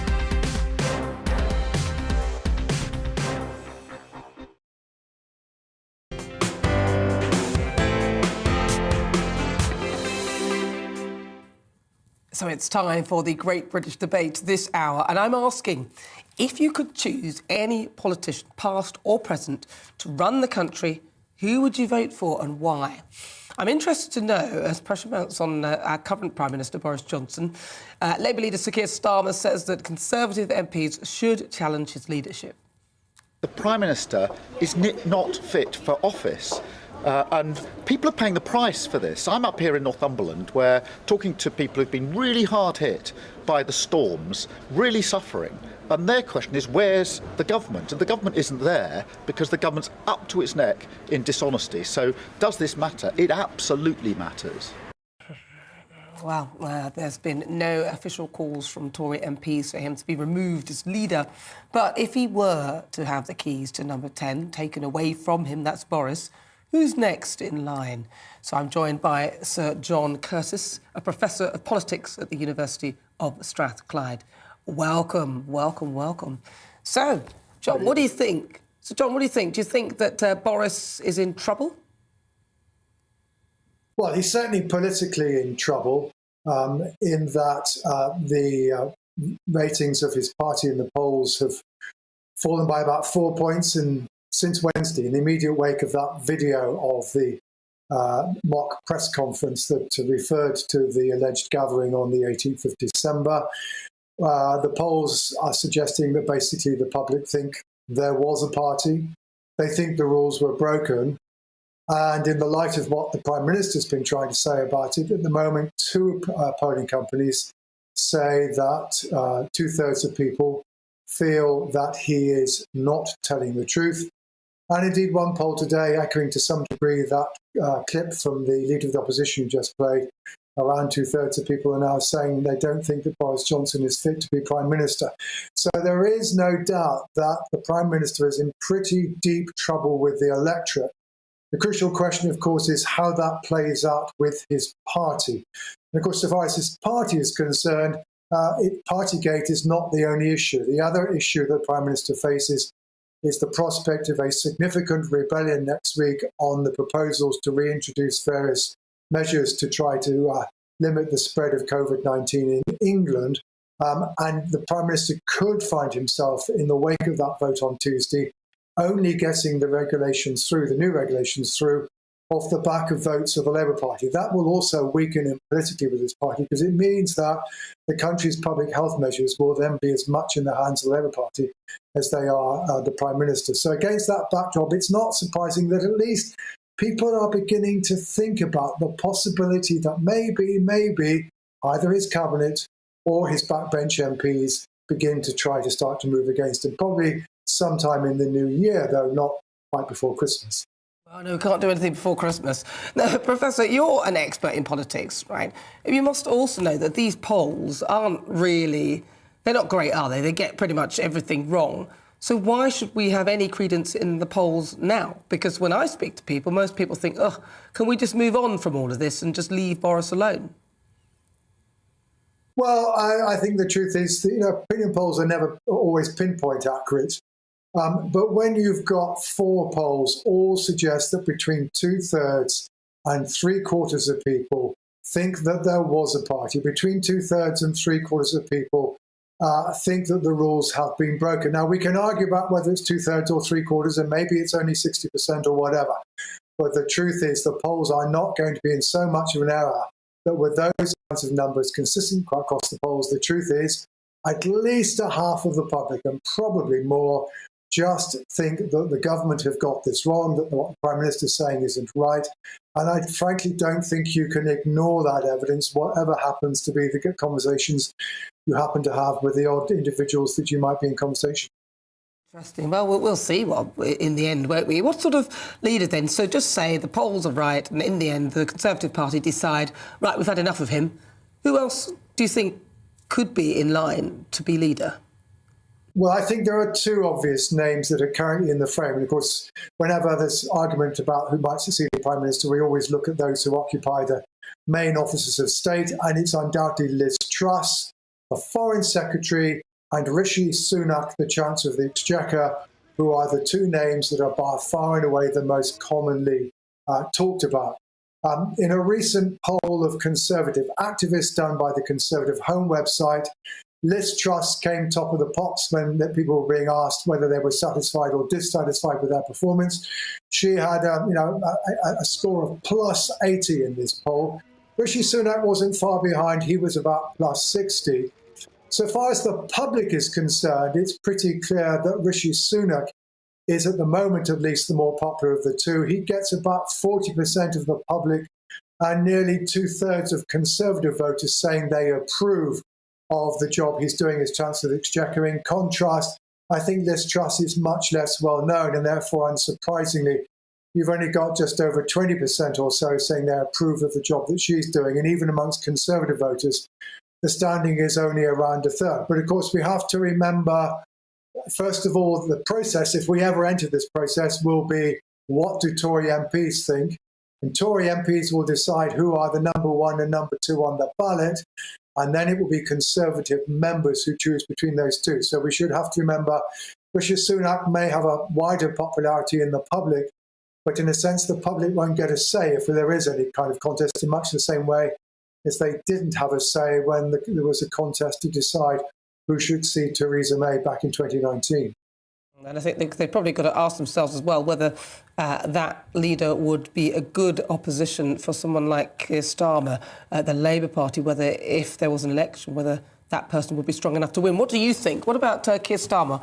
Because he seems to be, every time I see him, he never really talks much about the policies, but he's often there on the attack if there's something amiss in terms of sleaze or anything like that. I think that's fair, absolutely fair comment. I think one of the clear characteristics of Keir Starmer's leadership so far is a readiness to attack.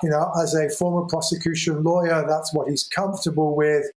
He's been much less ready to say what the Labour Party would do instead. And indeed, many a person, including myself, has suggested that the Labour Party are going to have to fairly soon start to give us some idea of what kind of country they want to create, because otherwise it's very difficult to create enthusiasm about them. That said, I think what has been notable in the last few weeks is that I think Sir Keir has become a little bit more of a politician and a little bit less of the lawyer.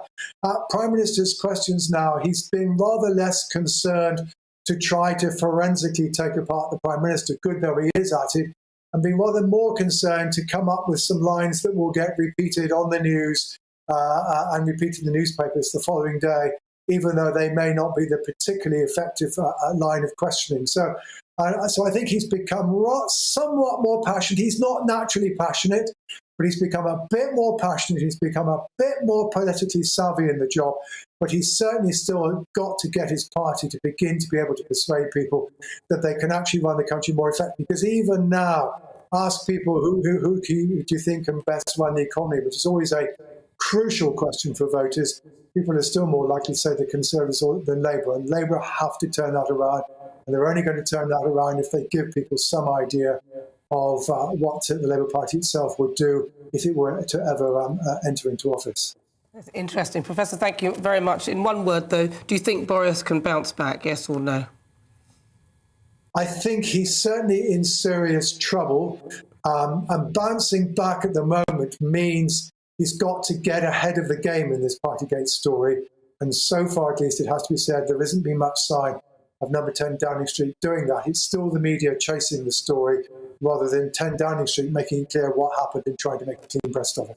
So yes or no? I think he's in serious trouble. This is the reason why we're having this conversation. Now, the odds are still always that a prime minister will survive. But the fact that we are beginning to ask the question means that actually he is in serious political trouble, and he does need to turn things around if he's going to survive in the longer term as prime minister. So, John Curtis, thank you so much for talking to us. He's a professor of politics at the University of Strathclyde. Right, so still to come, we'll continue the Great British Debate. I'm asking, if you could choose any politician, past or present, to run the country, who would you vote for and why? Let's have a quick look at what you've already been saying. Chris says Thatcher for Prime Minister, Churchill for Home Secretary, and Peter Carrington, Foreign Secretary. And Victor says Robin Cook. Controversial, I know, but he was a good Foreign Secretary. More views coming up after your news headlines.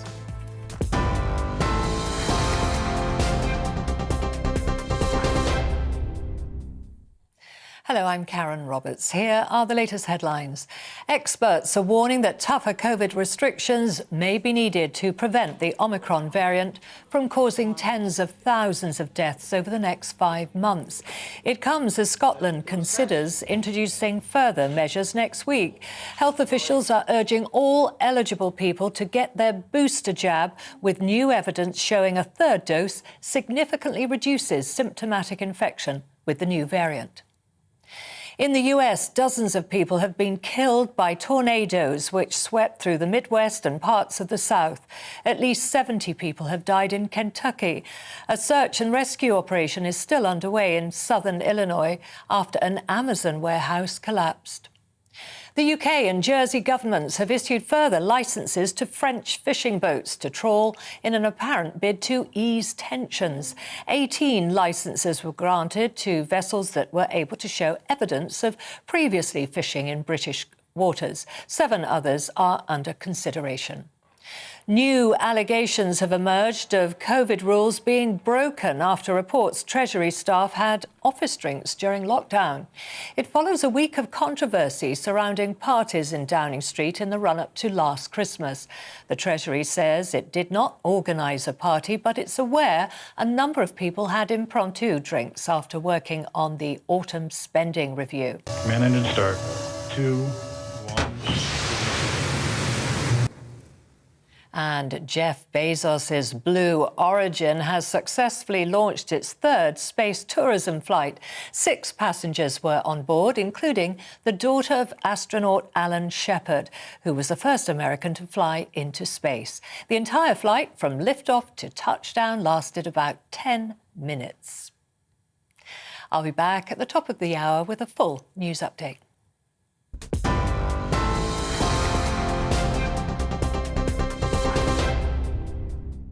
You're watching GB News live across the UK and the world on our digital stream. GB News is Britain's news channel. We are the UK's home of discussion and debate from all perspectives. We are here for you. Don't forget to join our YouTube community by clicking on that subscribe button. And if you want the GB News app, you can click and catch up on programmes anytime. We love to hear from you, so email us. gbviews@gbnews.uk. Thanks for being part of the GB News family. My name is Andrew Doyle. Join me every Sunday evening at 7 p.m. for Free Speech Nation. This is a show where we address current affairs and news stories of the week with the help of 2 wonderful comedian panellists. I brought in comics because I want to give it a lighter edge, and also they work for less. See you there.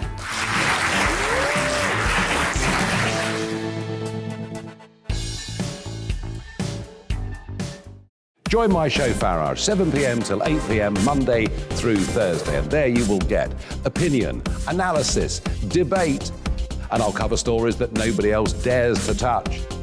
And then for the last 15 minutes, talking pints. We're over a drink. We have a civilised conversation with someone. We very often disagree, but we do it in a grown-up way. Come and join me on Farage.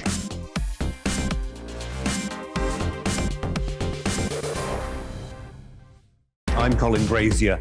I've reported from more than 70 countries around the world, covered wars from Afghanistan to Iraq, from Lebanon to the Balkans. I'm trying to bring that experience, that feel for events, to the studio. And something else, I'm ready to give an opinion. Today's stories, with a spark. Brazier from 8 p.m. weekdays on GB News.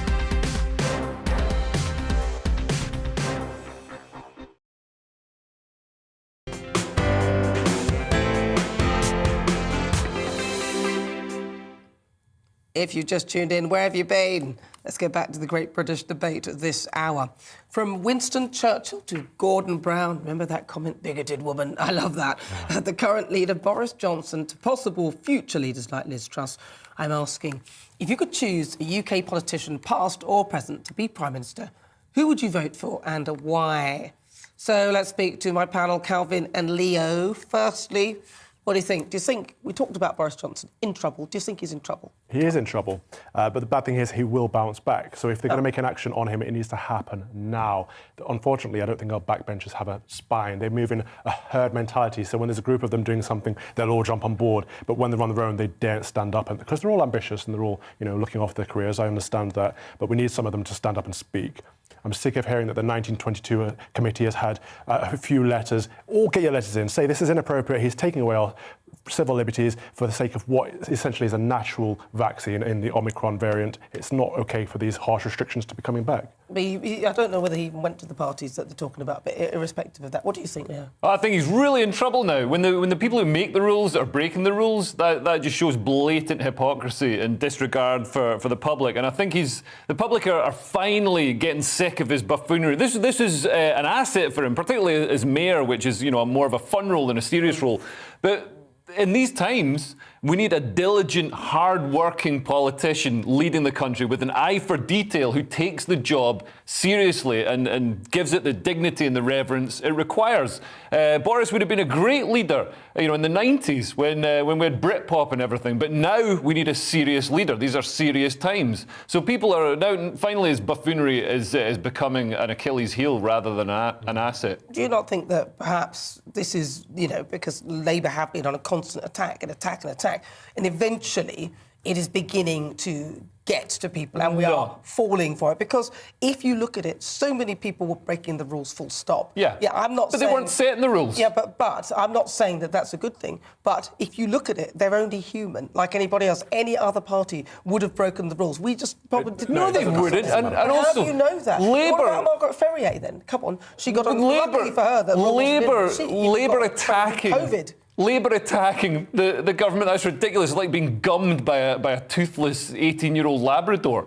Keir Starmer's having no impact. All the damage that the Tories, that is being done to the Tories is being self-inflicted. They're the Jussie Smollett of politics. But what about the fact that it took a year for that person to then talk about this party? Because that, to me, sounds like a concerted attempt to literally try and take down somebody in power. It could be that. We have to ask the question of why now? Why now? But also, why has it been hidden for a year? Members of the media, it seems, were at the party. So there's corruption in the British media. There isn't a free press if they are canoodling with the government. But it is the hypocrisy, this thing we don't like in this country, hypocrisy more than anything. The people who are setting the rules cannot break them, because what it essentially says is the rules are unimportant, they don't work. If this virus is so deadly and these measures are so important to prevent it and curb it, why are they going against them? That's the question I would ask. Yeah, that's the question. Why are they going to get them? Absolutely. But the rules were there to protect ourselves. But if they believed that, they would have followed them. But they're people too. You said the government are people too. They're people who can get coronavirus as well. People who can spread coronavirus. Exactly. So the rules are there to stop us spreading coronavirus. They've got to follow the rules.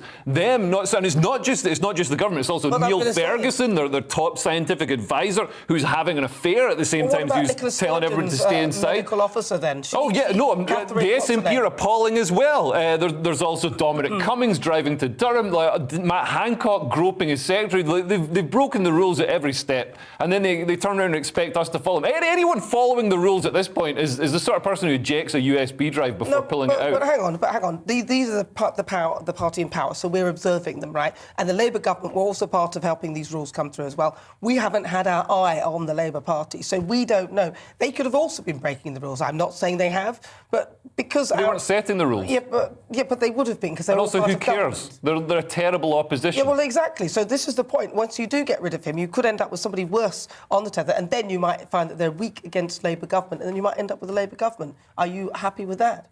I don't think that's a good enough argument. People keep saying, well, who would replace Boris? Look, Boris has to go for a lot of reasons. He's been ineffective. We can't keep him just because we might get someone worse. If we get someone worse, we have to get rid of them too. Let's keep going until we get someone good. Well, we've got so many things to do right now. Who would you put in place then?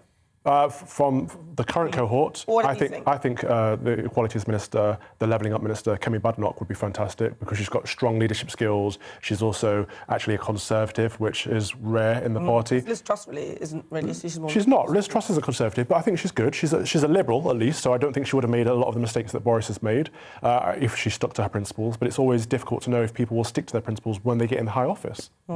What do you think? If you could put somebody in power, and it could be somebody who, you know, someone like Tony Blair. Yeah. 5 wars. I'd go with Jeremy Kyle.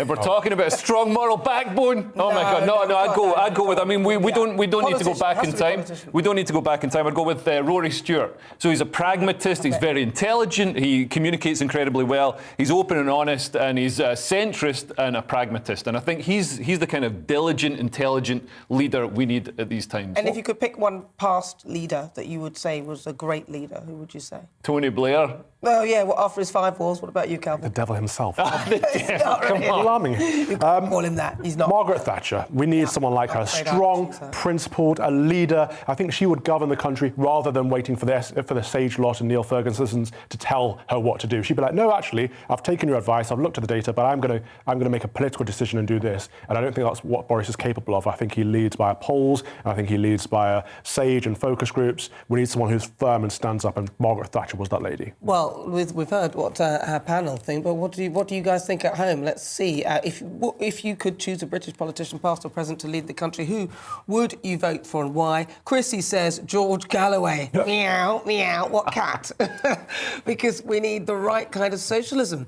There's capitalism. We don't need any kind of working class poor in poverty and living on the edge. I agree with the working class poor, but George Galloway, really, didn't he pretend to be a cat in Big Brother? Yes. And he says, right now, Farage. Interesting. Farage. Paul says, Mrs Thatcher, I'm with you on that, she knew how to build a cabinet and work with a majority in Parliament, strong in opinion and action in the beginning. Rodrigo says, Dennis Skinner, time for the working people to have a voice.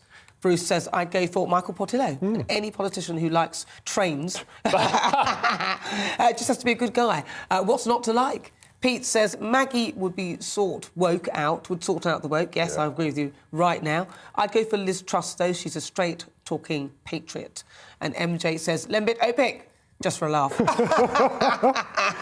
I do have to say, though, it would be amazing if Farage did get back into politics in some sense. I think if Reform, Reclaim, the SDP, Heritage, UKIP, all the smaller parties in the centre and on the right joined together, they could actually form some opposition, because there's no opposition right now. The Labour Party, I don't even talk about them because they're a non-entity, and Keir Starmer as well. The Conservatives need to be held to account. Someone needs to do that, and I think Farage could head up that group. That would be very interesting. The Labour opposition to all the COVID restrictions seems to be, we like those rules, can you make them more? You make them harsher. That's not opposition. But it's not an opposition. Well, you don't just provide opposition for the sake of opposition. If somebody in power is saying to do something sensible, then...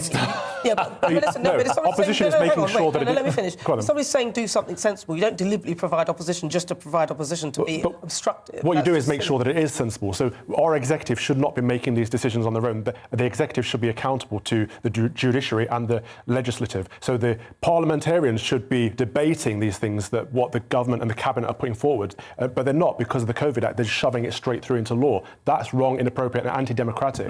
It seems to be, but then they have been democratically voted in, haven't they? That doesn't matter. Our democratic process involves accountability and debate. If you take that away, it's no longer democratic, whether they got voted in or not, because this could be the last time we ever vote for government. If it was, it wouldn't make them still democratic just because we did vote for them at some point. But haven't we handed them the democratic mandate to do the job of government? Yes, through our policies and procedures of parliamentary democracy. Yeah, but if you've got an opposition who are agreeing with them, then that is the opposition. The opposition should be making sure that the government and the executive are following protocol, and they're not. They're breaking it. And holding them to account.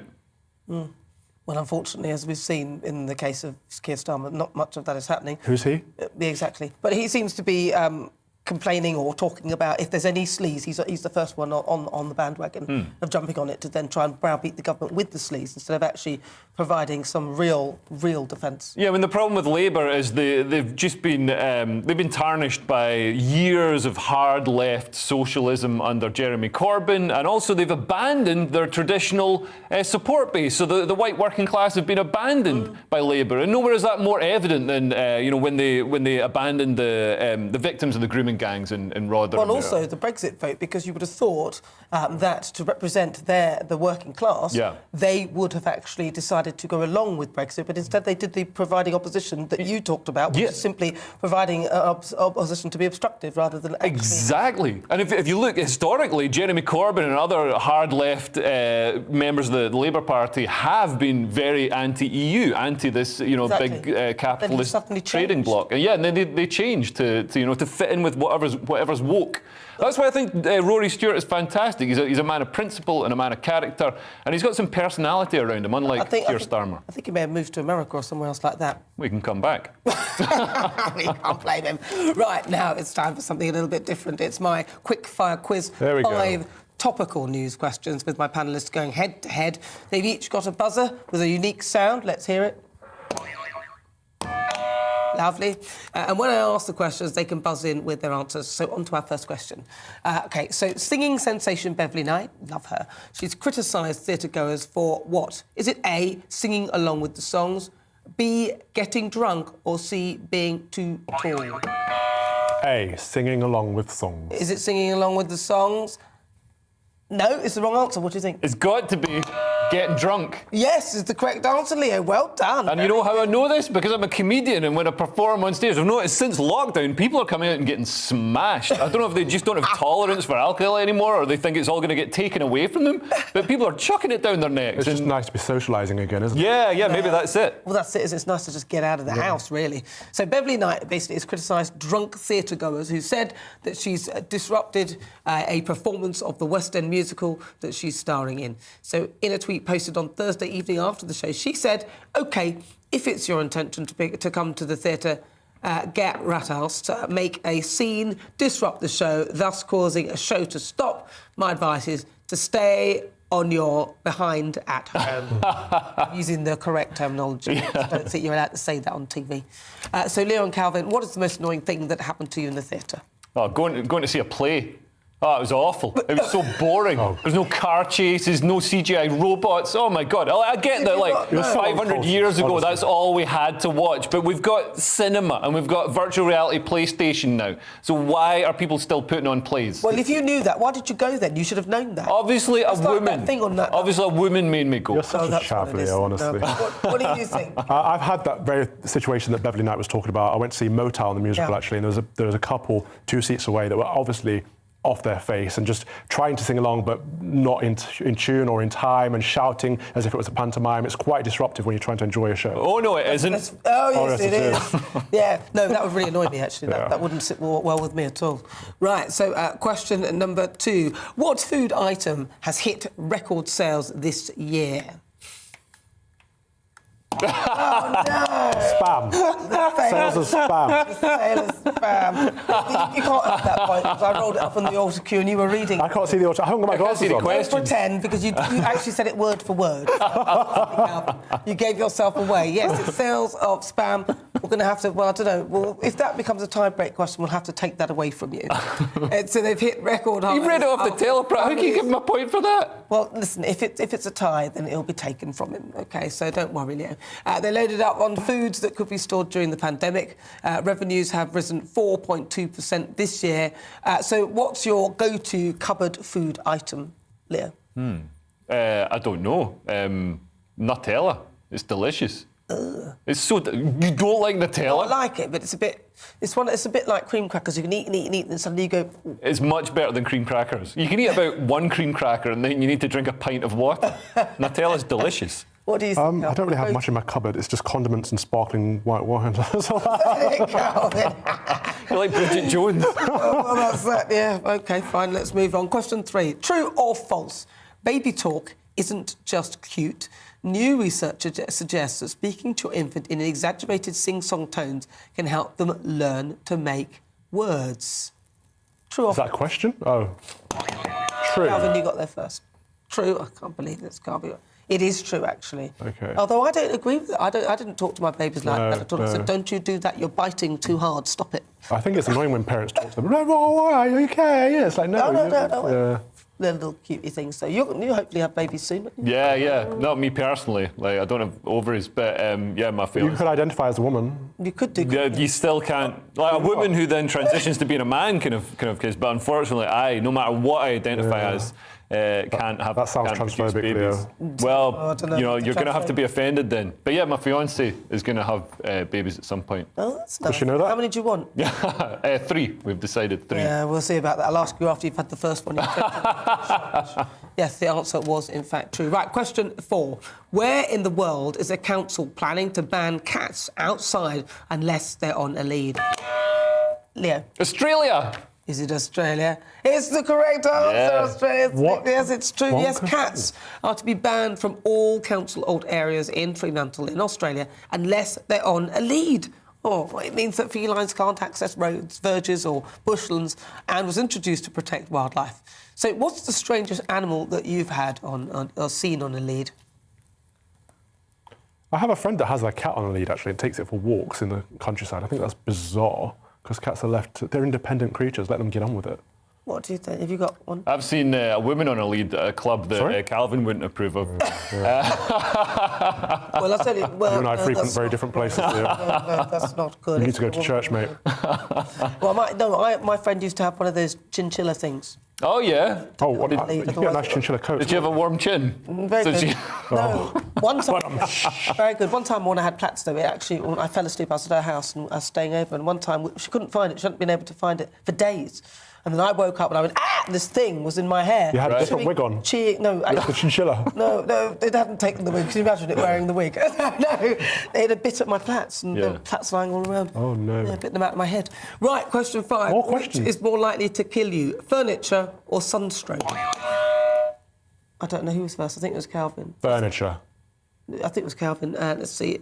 Is it furniture? Correct is the right answer. Yeah. Although you've got more chance of being killed by a piece of office equipment than you have COVID. winning the lottery. So good luck with that. Right. Yes, absolutely. So furniture is apparently more lethal than sunstroke, and there's a 1 in 4,245 chance of death from furniture accidents in comparison to the chance of dying from sunstroke, which is about 9,000. Right. Okay. What's that in comparison to the Omicron variant? About the same. But there's a man in Germany who successfully got compensation from his work because he broke his back walking from his bed to his home office. Oh, God. And so it was judged to be a commute. Oh, my God. Even though he didn't leave his house. Well, I can tell you the chance of death by banana peel is actually 3.5 trillion. Well, is that if you smoke it? No, don't be silly. So, listen, on today's show, we've been asking, do you think the UK has become a surveillance nation? And according to our Twitter poll, 82% of you said yes, 18% of you said no. So who's the winner for the quiz? It's Calvin. Well, I won one. Although we can't Oh, give my him that goodness. because of the 1 point that he shouldn't have had. Even without that point, did I not win? Thank you so much It's a to my fix. panel, Leo Hurst and Calvin Robertson, for joining me. Thank you to you at home. It's a pleasure as ever. I'll see you tomorrow at 4. Have a fabulous Saturday. It's time to remind ourselves there's always another winter. Canary Islands sponsors the weather. Looking ahead to this evening's weather, and the UK is looking rather damp and cloudy as rain continues to spread eastwards across the UK. The southwest will remain rather cloudy and damp too, with some mist and fog developing across the hills. It'll be feeling mild though, with temperatures remaining in double figures. Moving east, it will be a wet evening across southeast England and East Anglia, with outbreaks of rain and drizzle moving eastwards. After a brief drier interlude, the rain will return across Wales and will turn heavy at times across higher ground, mild with temperatures staying in double figures. Moving on to the Midlands and northwest England, there you will also have a cloudy and damp evening with the heaviest rain across the Pennines. After a cold afternoon, it will be Temperatures will be on the rise as the mild air moves in. Northeast England will start the evening on a cold and cloudy note with some patchy rain in places. Temperatures, however, will begin to climb, reaching high single figures throughout the evening. Moving up to Scotland, and it'll be rather cloudy and damp in the south. However, further north, we'll see a mix of clear spells and showers, but feeling chilly here. Northern Ireland will become drier this evening as some clearer skies move in, especially out towards the west of the country. It'll be mild initially, but turning cooler later on. And overnight, it'll remain cloudy and damp for many, but increasingly mild, with the exception of northwestern parts of the country. Canary Islands sponsors the weather.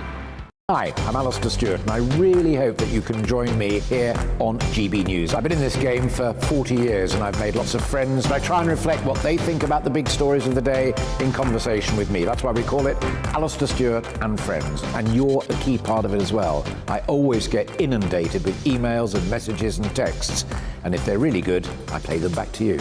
12 till 3, every Saturday and Sunday.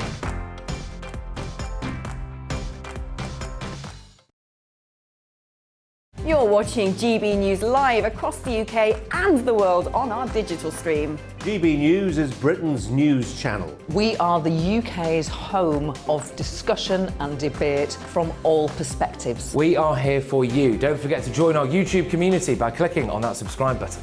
And if you want the GB News app, you can click and catch up on programmes anytime. We love to hear from you, so email us. gbviews@gbnews.uk. Thanks for being part of the GB News family. My name is Andrew Doyle. Join me every Sunday evening at 7 p.m. for Free Speech Nation. This is a show where we address current affairs and news stories of the week with the help of two wonderful comedian panellists. I brought in comics because I want to give it a lighter edge, and also they work for less. See you there.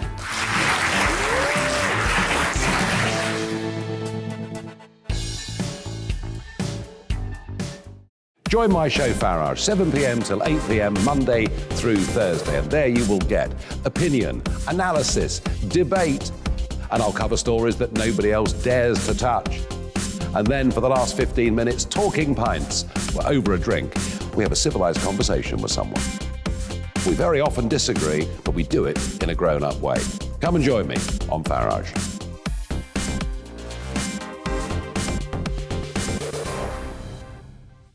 I'm Colin Brazier.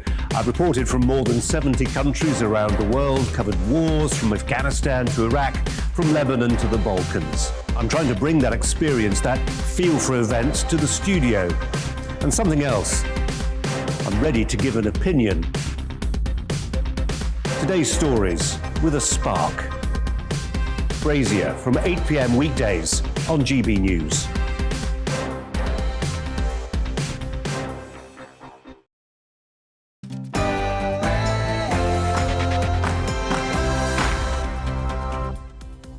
Good evening, you're watching The Discussion with me and Naya Falarin Iman, where we discuss